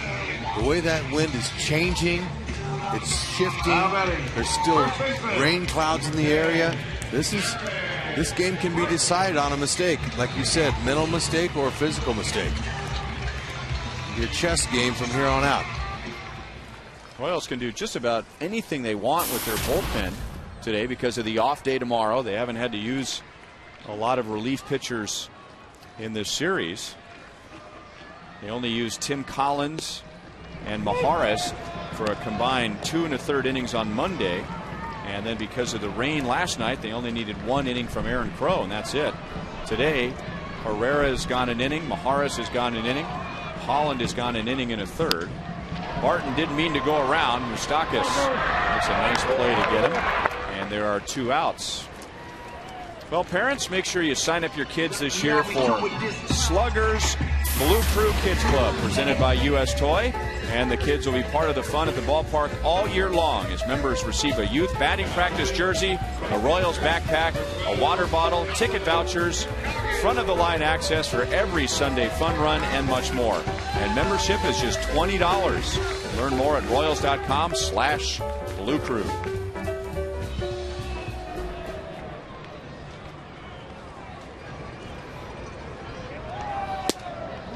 Al Gill takes outside, ball one. I think it's been a very nice road trip to open the season. Outside of Lorenzo Cain tweaking his groin muscle last night, it's been a nice trip. However, it could be a good trip heading home if they can get this win. Do you agree with that assessment? Absolutely. I think anybody would have taken. I think if you asked everybody, they would have taken 3-3. But when you get this close to 4-2, then 3-3 doesn't sound so good.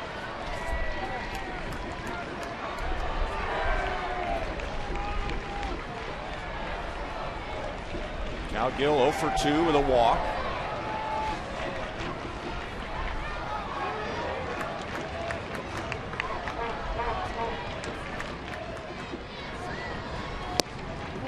Just missed outside with the hard slider.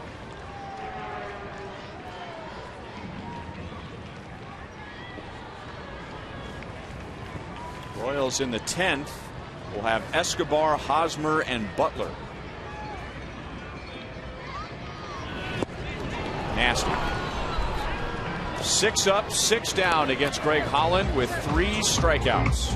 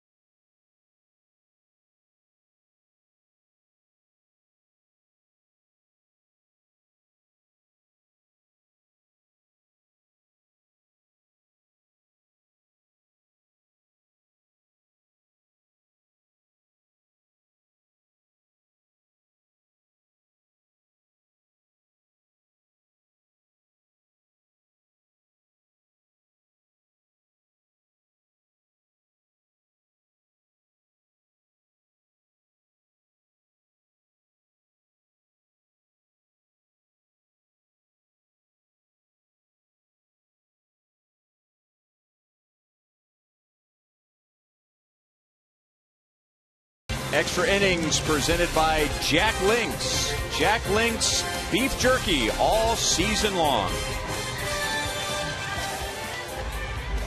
So the Royals go into extra innings for the first time. It's the second time the A's will be playing an extra inning game. One of the games that they played in Japan against Seattle was 11 innings and a loss to Seattle. Grant Balfour will stay in. The Royals will have Escobar, Hosmer, Butler, and if anybody gets on, Jeff Francoeur. Royals tied the game in the 7th inning at 3 on Alex Gordon's first home run. Balfour faced 3, retired 3, and now the A's bullpen has retired the last 8 Royals. And the Royals bullpen has retired the last 6 Athletics. Okay, it's time to get him on, get him over, get him in. Manufacture one if you have to against their closer, who's in for his 2nd inning. So the get him on falls in the lap of Alcides Escobar, who has been on with an error today. 0 for 4. 0 for his last 10. No balls and 2 strikes. Okay, nice slider there.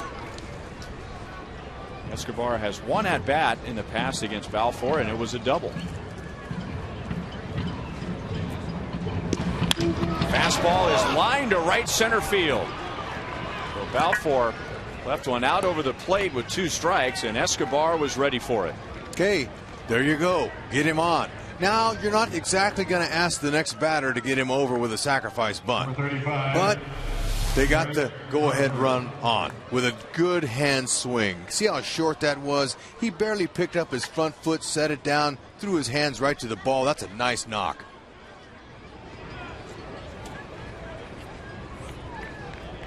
So Escobar snaps an 0 for 10, and now Hosmer's trying to snap an 0 for 11. Hitless in this series. He does have 3 walks, and Balfour misses away with ball 1.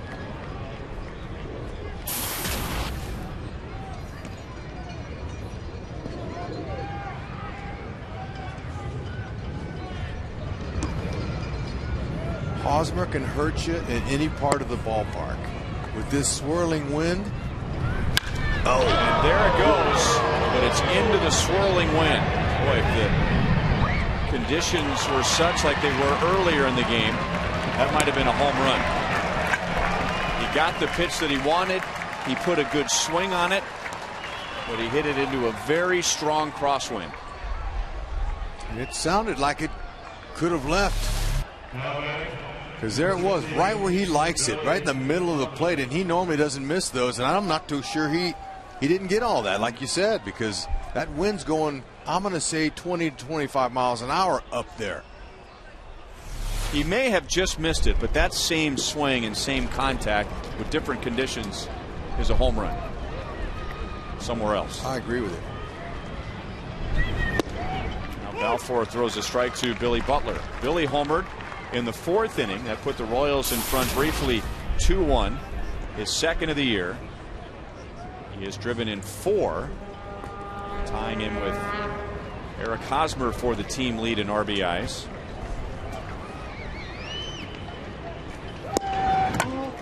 Down and away, and let's see if Escobar can get a good jump and think about taking off against Balfour. Escobar had 26 stolen bases for the Royals last year. A little difference in size warming up in the Royals bullpen. I'd say it's David versus Goliath, but they're on the same team, and that's a good thing. Escobar got a great jump, and Billy Butler took a swing as if there were 2 strikes.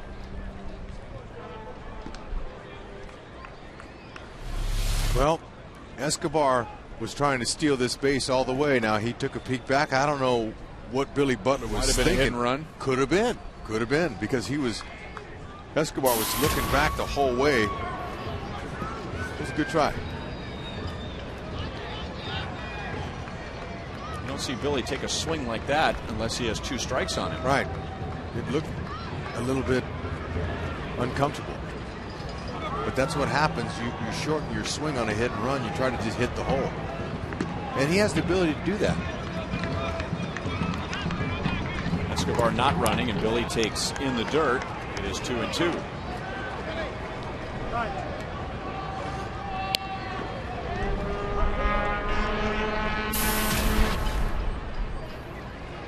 Last year, Kurt Suzuki really struggled with throwing out runners. 19% was the attempted base stealers that he threw out, off to a better start this year. Escobar doesn't have a huge lead over there, but he's leaning like he wants to go. Yep. What he did there is he told him that I was leaving, but I got back in time because he had a big turn towards second when he threw over.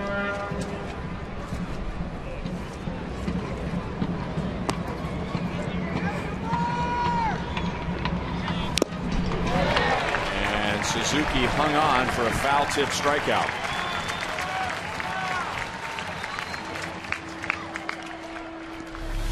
Balfour, he's got some interesting stuff, and he's not easy to pick up. He's a closer. Closers are all tough. He had him off speed there. See, he had him off balance. And that was his changeup or his slider.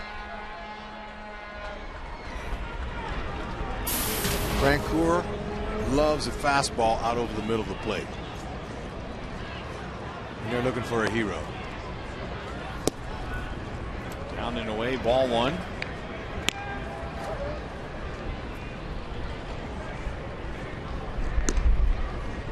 They would ideally, there's 2 outs, but with Escobar at good speed at first base, a gapper could possibly score him. They'd like to get on the bus and forget about us and get home.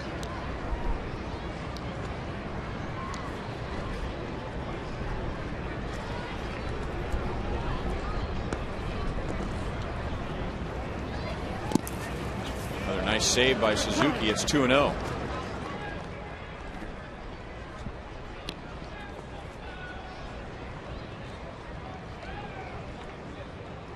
Balfour starting the year as the A's closer. He does have some saves in his career, but he's always been a setup man.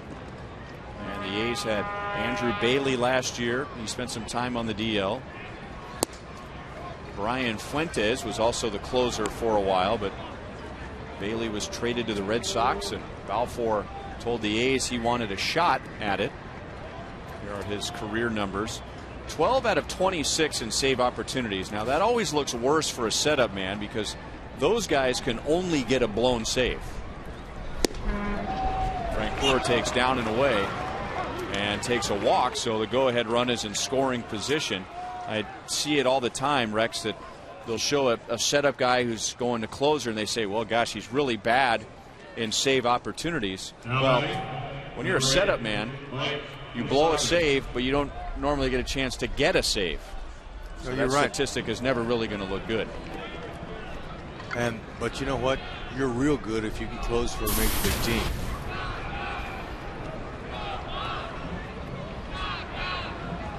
So 2 on, 2 out. Mike Moustakas is 1 for 4. Moustakas did not play on Monday night when Balfour made his first appearance in the series. Moustakas did get an at-bat against Balfour last year, and he singled. Timeout for a moment as a ball has gotten away in the A's bullpen. Moustakas, of course, got his first hit of the year in Anaheim, and it was a home run. Oh, yeah. Was that a nice swing? And wouldn't they love to see it here?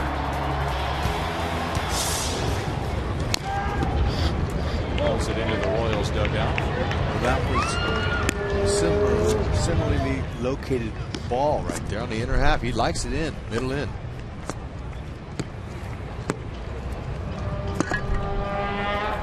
With that foul ball, it looked like it broke his shin guard. So he just takes it off and throws it over to the on-deck circle. Escobar opened the inning with a single. Hosmer flied out, Butler struck out, Francoeur walked, and now it's 2 strikes on Moustakas.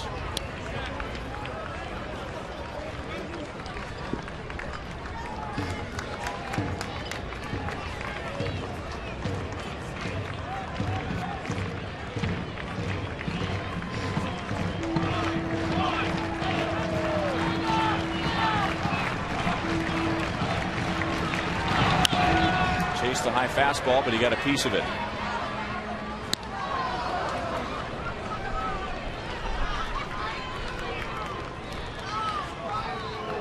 Both sides have pitched well today with runners in scoring position. And we've been telling you about how the A's have struggled and how the Angels and the A's combined have struggled against the Royals over the past 4 games.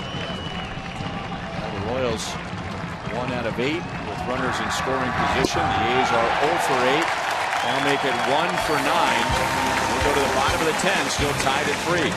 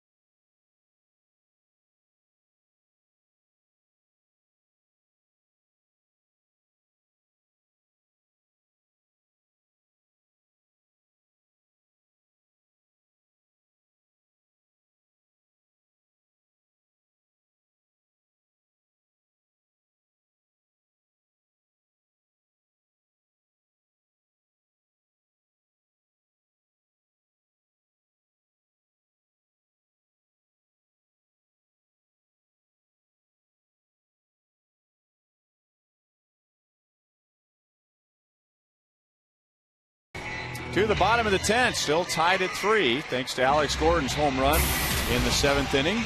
And it will be Tim Collins as the Royals' 5th pitcher. Royals bullpen has been locked down today. Kelvin Herrera and Jose Majares with scoreless innings. Greg Holland with 2 scoreless innings. Now, there's no question that the Kansas City Royals bullpen is one of the strongest bullpens. I'm saying from a hard throwing standpoint. They all have power arms in there, and the rest of the league knows it. They're no secret. But they've done a fine job today helping Bruce Chin get out of that, and now just looking for a win for the team to head home to the K for Friday night's opener. And this kid Collins, man, he's impressive with what he does. 2 and 4 seam fastball, big curve, big fastball. I mean, he's got mid-90s stuff. For a little guy like that, it's pretty impressive what he can do. He's got an excellent curveball. Bounces the first pitch to Weeks. Weeks doubled on a little pop-up into shallow right in the 5th inning, and the wind played tricks with Eric Hosmer, who still almost made the catch, got his glove on it.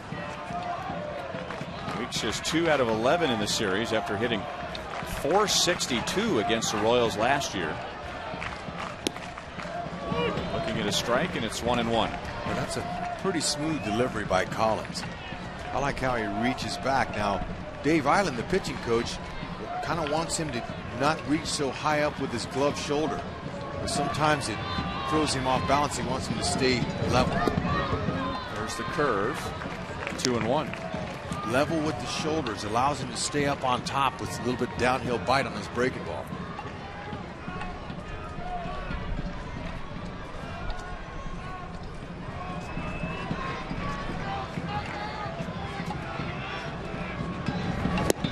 Changeup. Boy, that was nice. He's got that big hammer for a curveball too. Talking with him earlier, he was telling me about his high school coach. Said that he never believed that he would have been a major league pitcher. And now that same coach is asking for tickets when the Royals go to Boston. Curveball strikes out Weeks, 1 away in the 10th. That's a beautiful curve. Big old roundhouser. Now batting. But that goes to show you, in this sport, you don't have to be a big guy to be successful.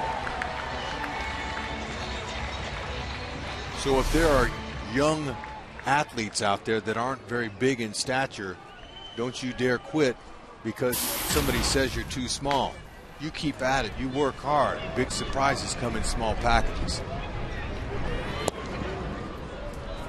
Sogard takes ball 1. It was 2007. Blue Jays general manager J.P. Ricciardi went to a game to watch a pitcher named Keith Landers, who happened to be 6'7". Landers never pitched, but Tim Collins got into the game, and Tim figured he was going to be working construction that summer, framing houses. He didn't throw as hard at that time, but J.P. Ricciardi saw something in Tim Collins. He's also from Ricciardi is from the same area. His father, Ricciardi's father, had seen Tim Collins pitch and said, you know, when you go watch at Keith Landers, make sure you keep an eye on Tim Collins. The Blue Jays didn't draft Tim Collins, but they signed him as an undrafted free agent. And last year he got to the big leagues 4 years after he signed with Toronto. It's a good story. You never know. All a player can control is his output and his attitude. 2 things. You go out and you concentrate on what you can control, and you might have a chance. Somebody will open the door for you, and you're talented like he is. Wow, was that nice? Struck him out looking. Ooh, that was firm and on the corner. And that young man's got to go.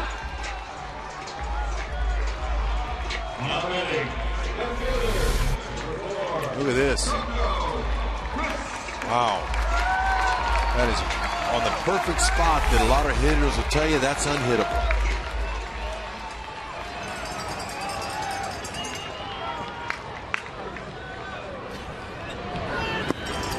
Coco Crisp hitting for the first time. He pinch ran for Reddick after Josh Reddick was hit by a Maharis pitch in the 8th.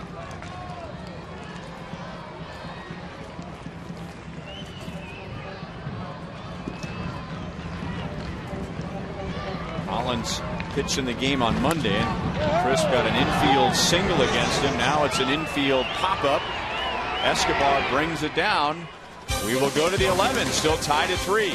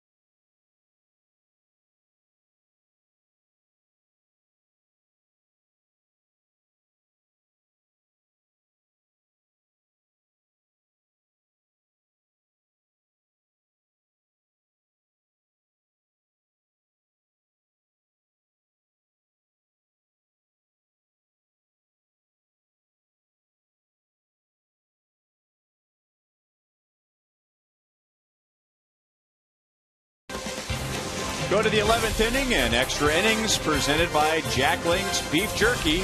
Jack Link's all season long. That's good stuff. I like that when I go to the fishing hole. I'm sure Jack Link's appreciates that. Here's Jordan Norberto out of the Dominican Republic, coming over from the Arizona Diamondbacks. That was the trade in 2011. It's got a pretty lively fastball. Upper 80s, mid 90s. Kind of a slurvy curveball. That's a combination between a slider and a curve. Kind of hard to call. Occasional changeup. Jason Bourgeois hitting for Mitch Meyer. Meyer was 0 for 4. This is one of the attractive things about acquiring Jason Bourgeois. If the Royals had Mitch Meyer and Gerard Dyson, that would be 2 left-hand bats on the bench. But now he can go over to a right-hand hitter. And we told you on Monday when Bourgeois started against left-hander Tommy Malone, he hit .396 against left-hand pitching a year ago. Just got a piece of it. He's still alive. You need balance on your bench to be a championship contending team. You have to have a good balance, and you're only as good as your 24th and 25th guys. And that move that they consummated there, that Dayton Moore did at the end of spring training to bring Bourgeois over and Quintero, to me was a nice move. It was a good fit for the team. You know, I heard Pudge Rodriguez, you know, Ivan Rodriguez's name being mentioned to get him as a catcher and stuff, you know, and he'd been a good mentor and all that. But, you know, I think the guy Quintero can do the little things that they wanted to do. He's a good receiver, puts down good numbers. They got Bourgeois. He can play outfield. He can pinch run. He's a right-hand bat. It has to be able to fit the team. You can't just make a deal to make a deal to get a name. It's got to work. Strike to Brian Pena. Mentioned that Norberto came over in the trade in July. It wasn't the Trevor Cahill trade during the offseason. It was a deal that sent Brad Ziegler, who's from the Kansas City area over to the Arizona Diamondbacks. So Norberto coming over from the Diamondbacks along with Brandon Allen.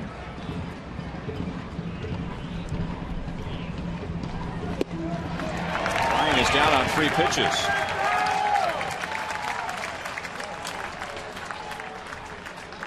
Seeing some good bullpens here this afternoon. And now another pinch hitter for the Royals. Yuniesky Betancourt will hit for Chris Getz. Getz was 1 for 4.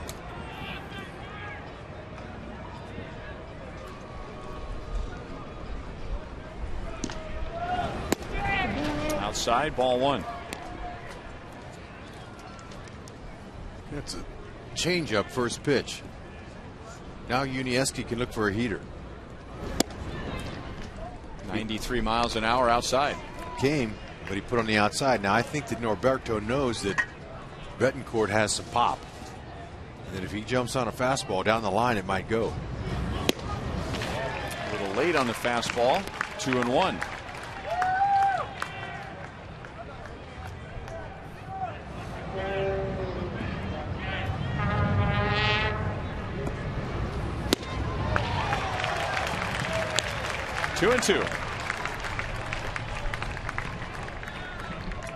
Two fastballs in a row right by him. He made us stay with it. Didn't get the call. Roberto was walking off the mound toward the third base dugout.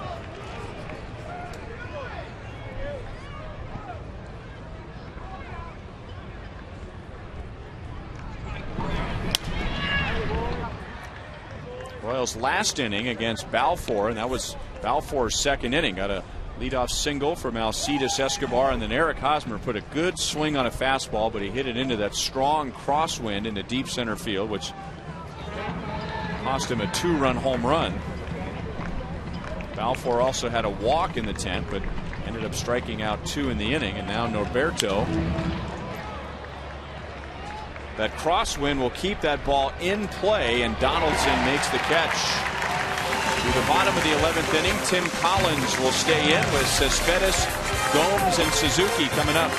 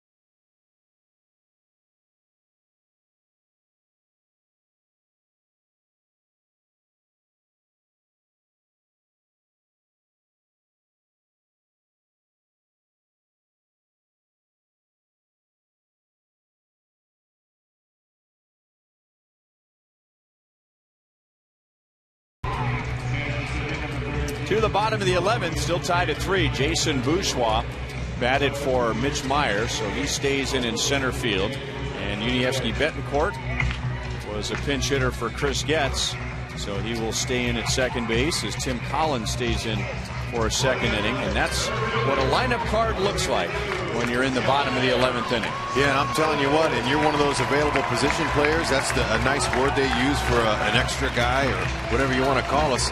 Look, you get a chance to play in these games. You got a chance to make a difference in the game, and that possibly could get you in the lineup in the future.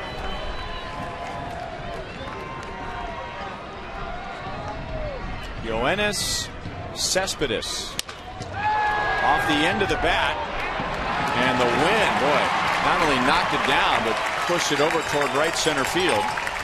So Cespedes has 2 hits today, and the A's have the winning run at first. Okay, this hits off the end of the bat. Now, typically a big, strong hitter like him, he hits one, the center fielder is going to back up, but he didn't. Bourgeois says, you know, I got no chance with this ball. It just kind of died, like you said. He hit it off the end. He didn't get it real good, but that wind is really making a difference. Now, he's got speed, too. So they'll have to be alive for a possible steal.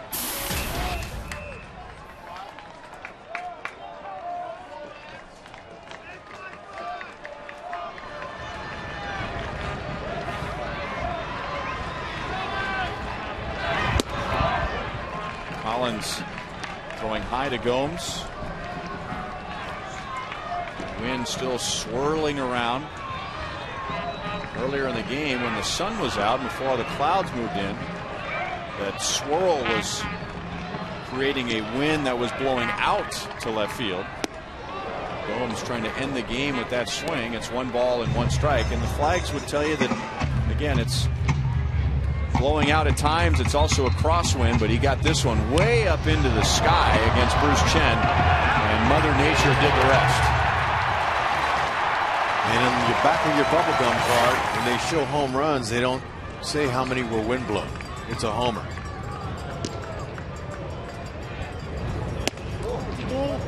A little bit outside. And for Gomes, that was his 13th career home run for the Royals. As a rookie back in 2005, he had a 3 home run game against KC, make that 14 career home runs now.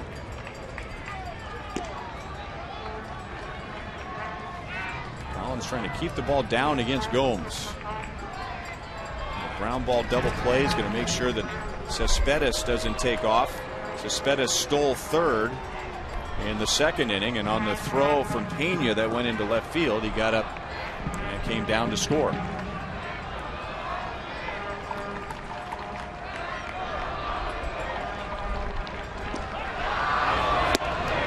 Off speed, and again Gomes going for it all. It's 2 balls and 2 strikes.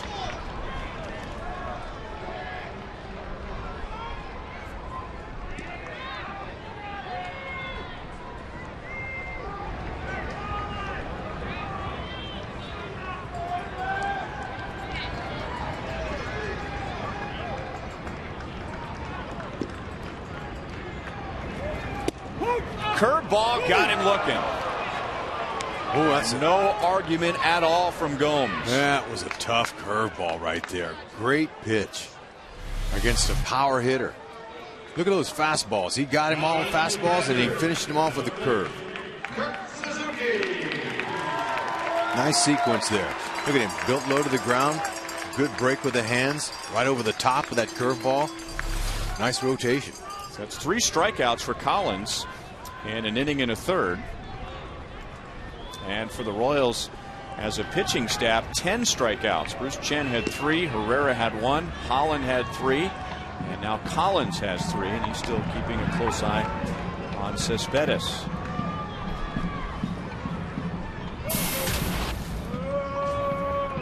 They could do a little hit and run. Kurt Suzuki's a guy who can handle the bat.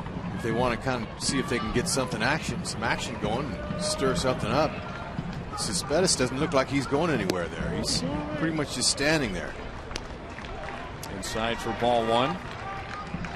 He doesn't look like what I like to call runnerish. He doesn't look like he's tensed up over there or trying to get a good jump or anything. He's kind of just hanging out. Some guys will use that body language as a decoy, make him think he's not going anywhere. He flinched, and the pitch is in for a strike. So he was thinking about it. At least it appears he was, but just didn't time Collins perfectly. That's Mike Gallego, the former A's infielder and third base coach, giving the play, if there is one, to Cespedes and Suzuki.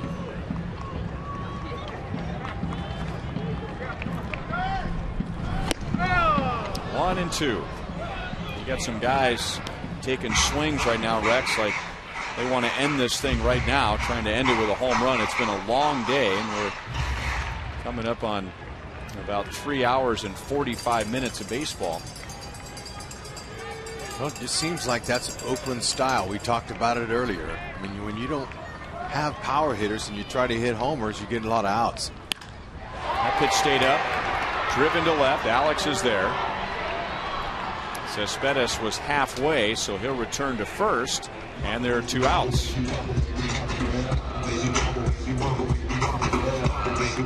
Collins looks really good this afternoon. His mechanics are perfect. It's a breaking ball. Now that one hung a little bit. Could have gotten in trouble with maybe a bigger hitter there, but outside of that pitch right there, he's been pinpoint.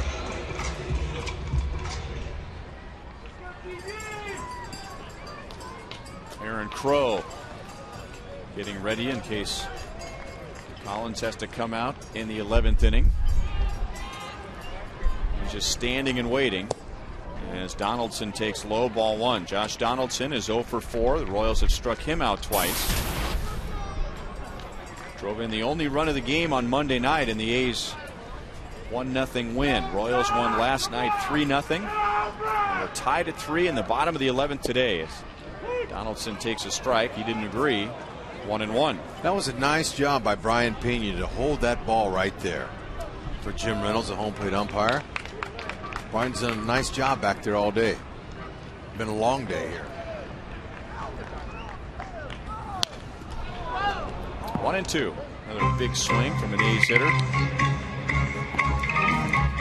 Collins has a lot of different weapons to get you out. Not just his 3 pitches, where I think are all above average. His fastball, his curveball, and his changeup. But he elevates a little bit and he works the corners and takes some speed off of his fastball.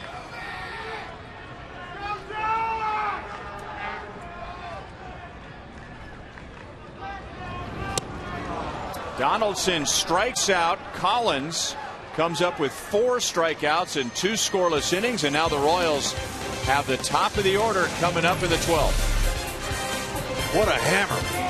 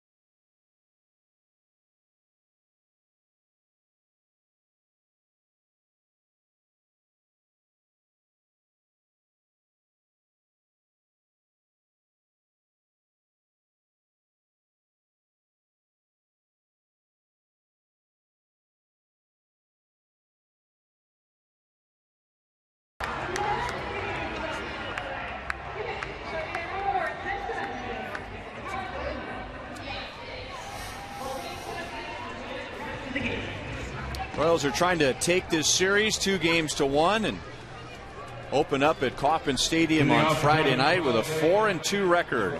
It'll be the Royals and the Cleveland Indians. Luke Hochevar going up against Derek Lowe, and our coverage will begin at 2 o'clock on Friday. Second inning for Jordan Norberto. Faced 3 and retired 3 in the 11th inning. Little bit low. Alex today has his first hit. In fact, he has 2 hits, including his first home run he has driven into. Broke his bat in half. And Weeks throws him out. So Alex is 2 out of 5 today. Not only are the Royals players and the entire team, the party, the broadcasters, everybody wants to get home. But the fans are really excited about this team, and they should be, Ryan. This team here, it's well put together, and they're maturing. Every day they're getting better and better, and the confidence is coming. And being a quote-unquote outsider, looking in, being here, this is an impressive bunch of guys. Up the middle, the ground ball has Weeks on his heels, but still unloads a good throw to get Escobar. Escobar 1 out of 6, 2 down in the second inning. Or the on my second scorecard here, it says the second inning, 2 down in the 12th inning. It's a long day. It's been a long game. And now Eric Hosmer, who almost hit a 2-run home run in the 10th. He hit a fat pitch from Grant Balfour and launched it to center field. Made a good sound, good solid contact. But there's a strong swirling wind, and it's produced a crosswind, which appears to be knocking everything down from the left field foul pole to center field. That crosswind will help some balls to right. And Hosmer drills it to right. And the A's were playing very deep, guarding against the extra base hit. So Hosmer, with that base hit, puts an end to an 0 for 12. And there's a man on for Billy Butler. Yeah, he got the upper half of this ball, and it's a good thing for the Oakland A's. If he gets underneath it, that ball would have had a chance. He squared it up nicely. Andrew Kerrigan, a right-hander, will come on to face Billy Butler when we come back.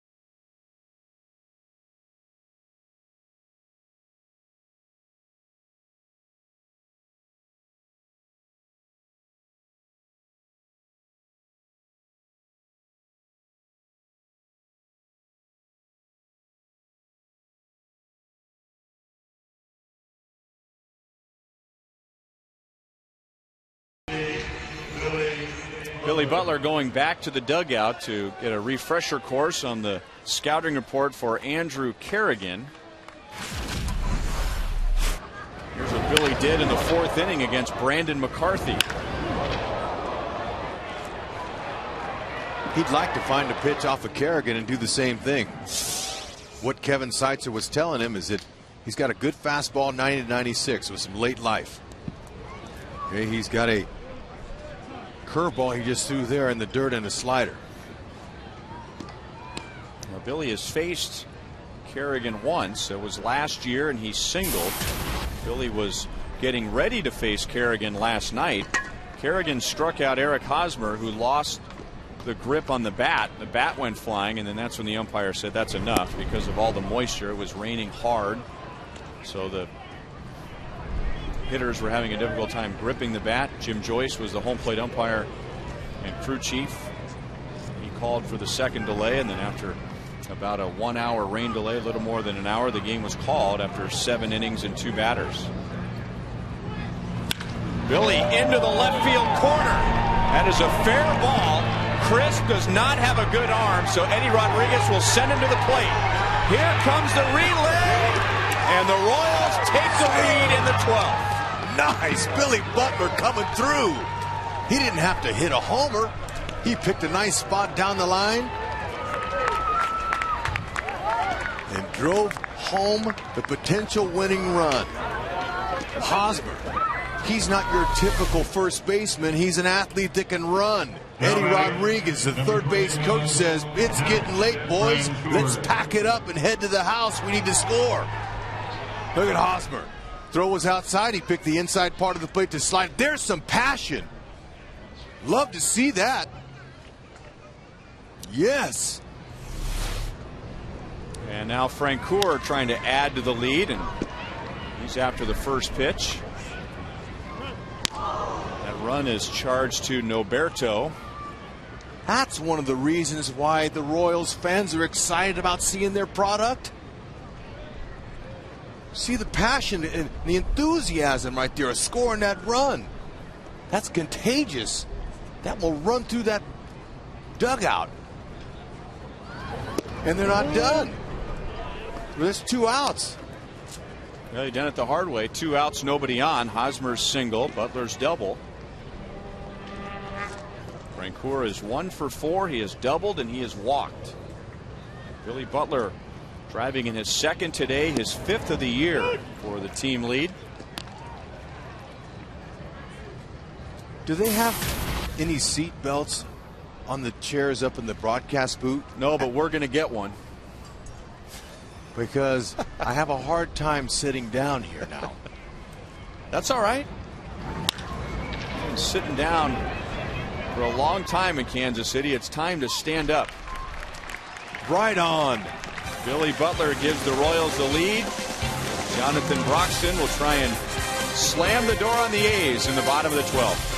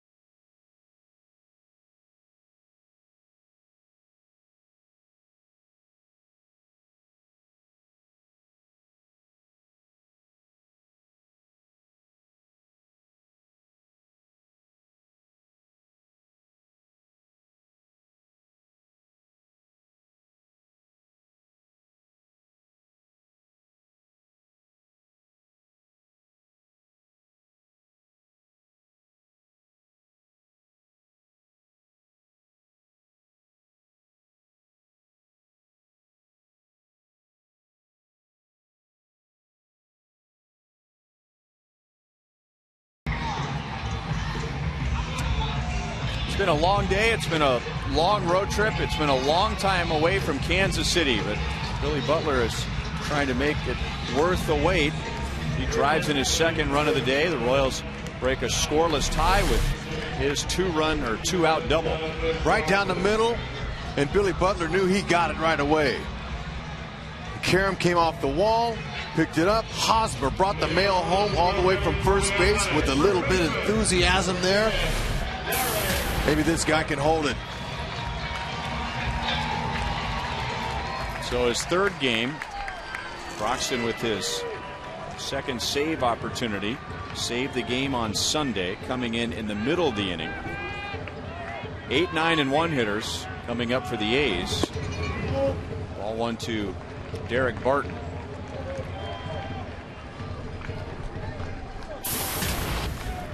Two hits for Barton, including a double. That was back in the third inning against Bruce Chen.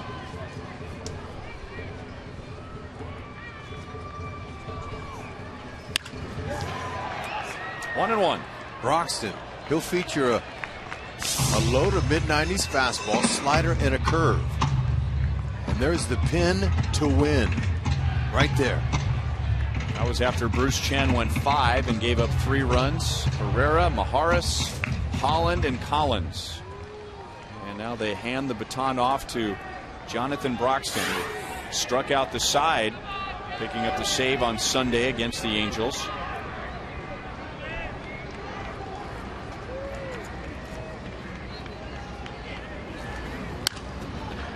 One ball, 2 strikes. This is breaking ball, and he's working ahead. Broxton used to throw a split finger when he was with the Dodgers. He had a little bit of a elbow issue. They had some bone chips in there, a spur that they cleaned out in the offseason, and he told me that he put the split finger on the shelf.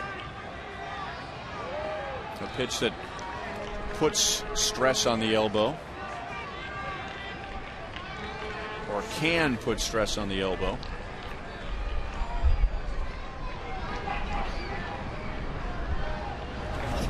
Barton thought about it. 98 miles an hour. That's a good sign for Broxton.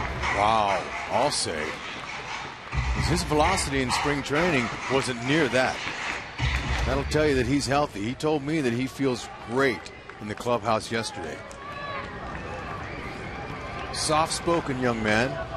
Doesn't have a lot of words, but he packs a pretty good punch with that heater. 3 balls, 2 strikes.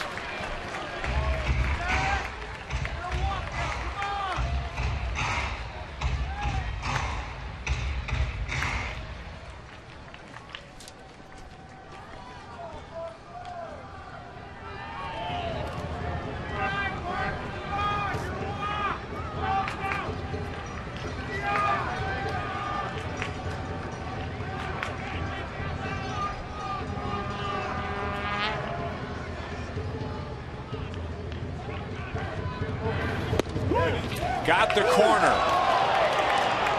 Barton was hoping for a walk, but it was wishful thinking. He doesn't have anything to say to the home plate umpire. I think he realized that he misread the pitch and was just hoping that Jim Reynolds would call it a ball. Perfect pitch, right on the outside part of the plate. Barton likes it in, and he's got to go. And now Seth Smith will pinch hit for Colin Cowgill, giving the A's a left-hand hitter against Broxton. Royals have struck out 12 today.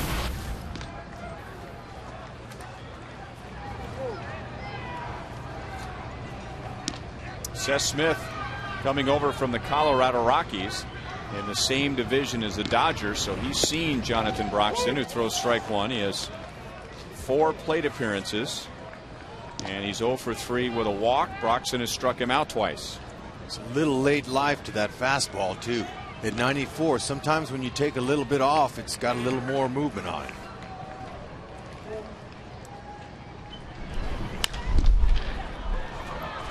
Escobar has it go off of his glove, and then Hosmer saves further damage.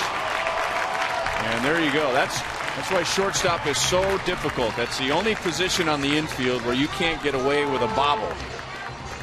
No, and what happened was he wasn't aggressive on the play. He laid back and let that short hop take him. If he comes up and gets that, he might have had a better chance. See how he backs up? Whenever you back up on the ball like that, you're looking for trouble. And he's a brilliant shortstop, but that's what happens is when you back up on it. But it's a good attempt. Now Hosmer does a good job of keeping it there so he doesn't get to the second base. But sometimes these things will happen, and Escobar was not happy with himself after that. That's his first error. It's for the Royals, their second error today.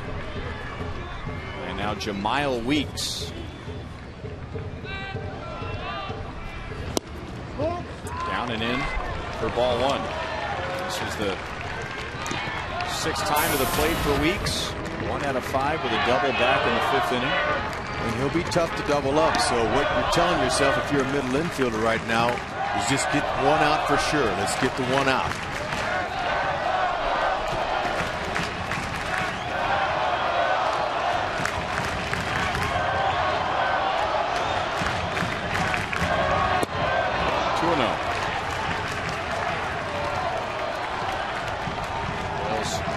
ready for a bunt on the left side. Moustakas is on the grass just in case, and the middle open for a ground ball and a double play.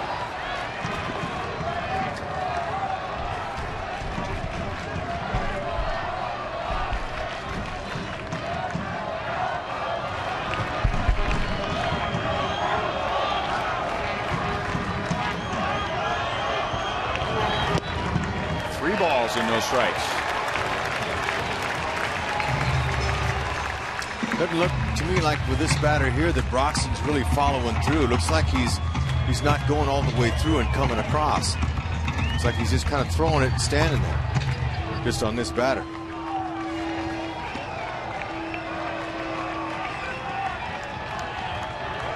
Weeks will be taken all the way here.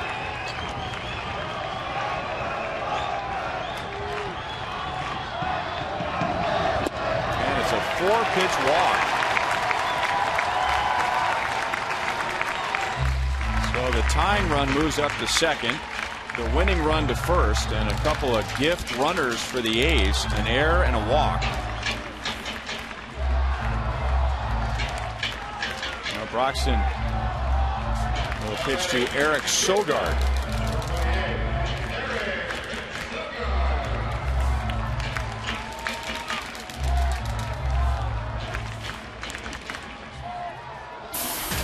Sogard batted for the first time in the 7th inning, replacing Cliff Pennington, who fouled a ball off of his knee earlier in the game. He's 0 for 2. Oakland 0 for 8 with runners in scoring position. The Royals just 1 out of 10. Well, not a better time for a ground ball than right now. Sogard doesn't run that well, especially as well as Weeks at first base.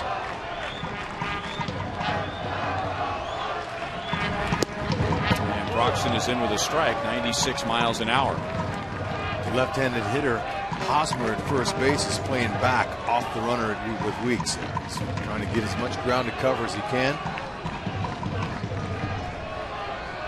Good to see Broxton get in there with strike one.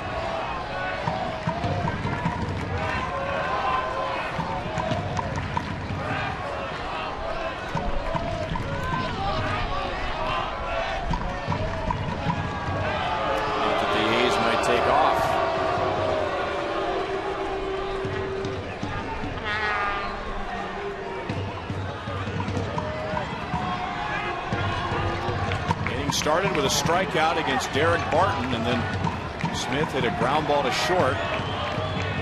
Escobar booted it for an error, and then Weeks walked on 4 pitches. 1 ball, 1 strike.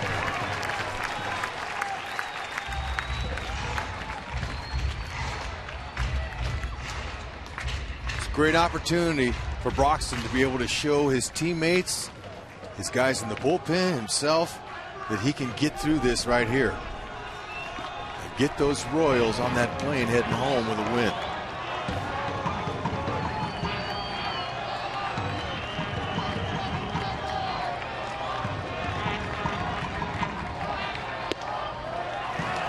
Two and one.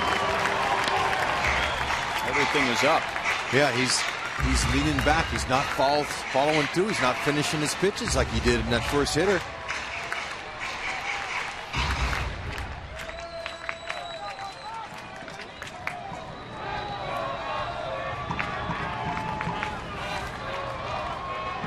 Maybe he'll try a secondary pitch.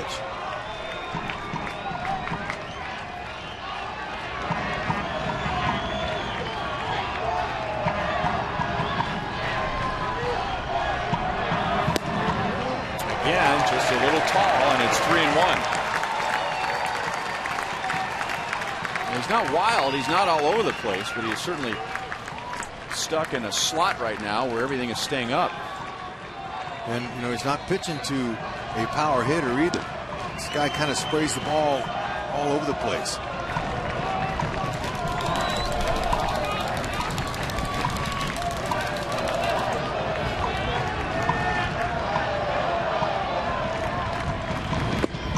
And Sogard will make Broxton throw a second strike, and now 3-2. Do it again. Just repeat that pitch. Make him earn his way on, and maybe he hits it at somebody. No more free passes. Can't afford to this time of the game. Royals took the lead in the top of the 12th on Billy Butler's 2-out RBI double. Now the A's have 2 on, 1 out. And Sogard walks, and they're loaded up with 1 out. An error and 2 walks.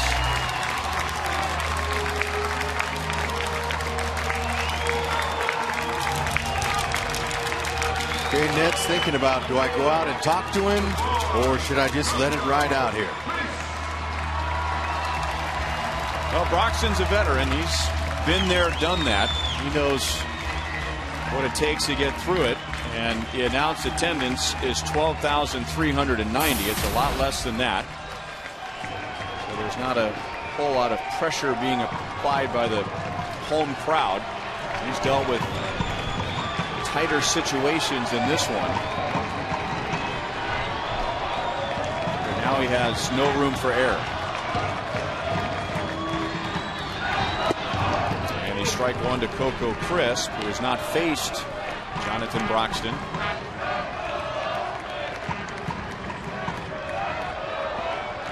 Okay, the corners are in. Middle infield's at double play depth. A base hit has a chance to end this game because Weeks at second can fly.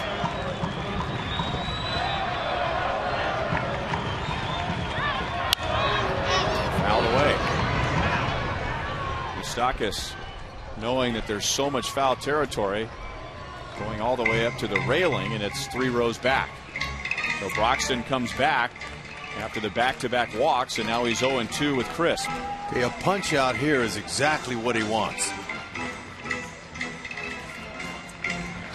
His curveball looks a little shorter than it did in Anaheim. It's not getting full depth, and his fastball's been a little bit up, so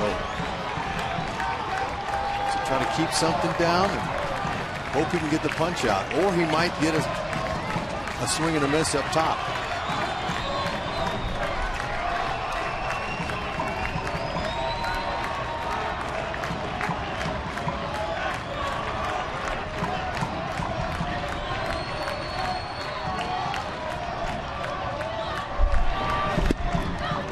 One and 2. Once again, the fastball high to the left-hand hitting Chris, switch hitter over on the left side, and that's all that Broxton has seen in the inning. Barton, a left-hand hitter, Smith, a left-hand hitter, Weeks, a switch hitter, and then Eric Sogard, a left-hand batter, and Chris, a switch hitter.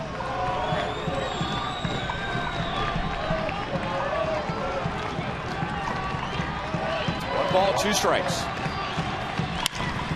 Rounded right side. Betancourt has it. The game is tied as Crisp is thrown out.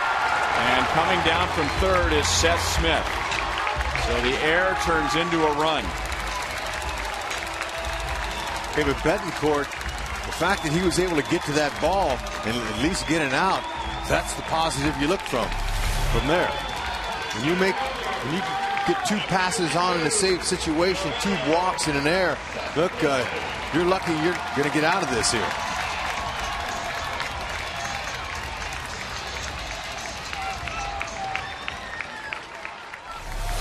And now power against power. Yoenis Cespedes, good fastball hitter. Jonathan Broxton has been 96, 97, 98 with his fastball. Second and third, 2 outs, and he hit him. Cespedes staring down at Broxton, and you can understand he's upset being hurt, but I think that's all he's going to do is stare him down. And if I'm Cespedes, that's a good choice. That's right.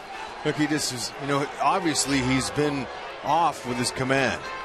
And so he just went inside there and it hit him on his pad anyway. See that big elbow pad he's taken off? Sure, it didn't bother him.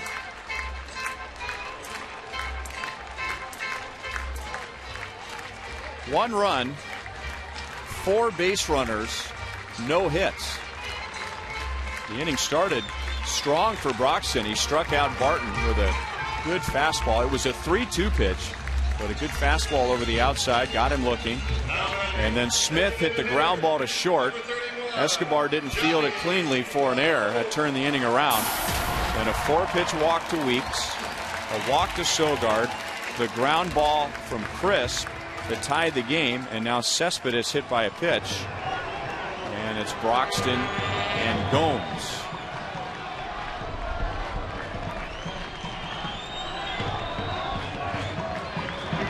And Gomes is hit by a pitch to end the game.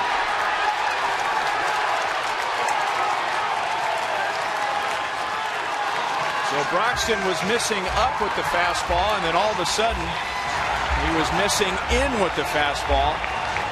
And on back-to-back pitches, he nails Cespedes and Gomes. After the first batter, all of a sudden, the wheels just fell off for Broxton.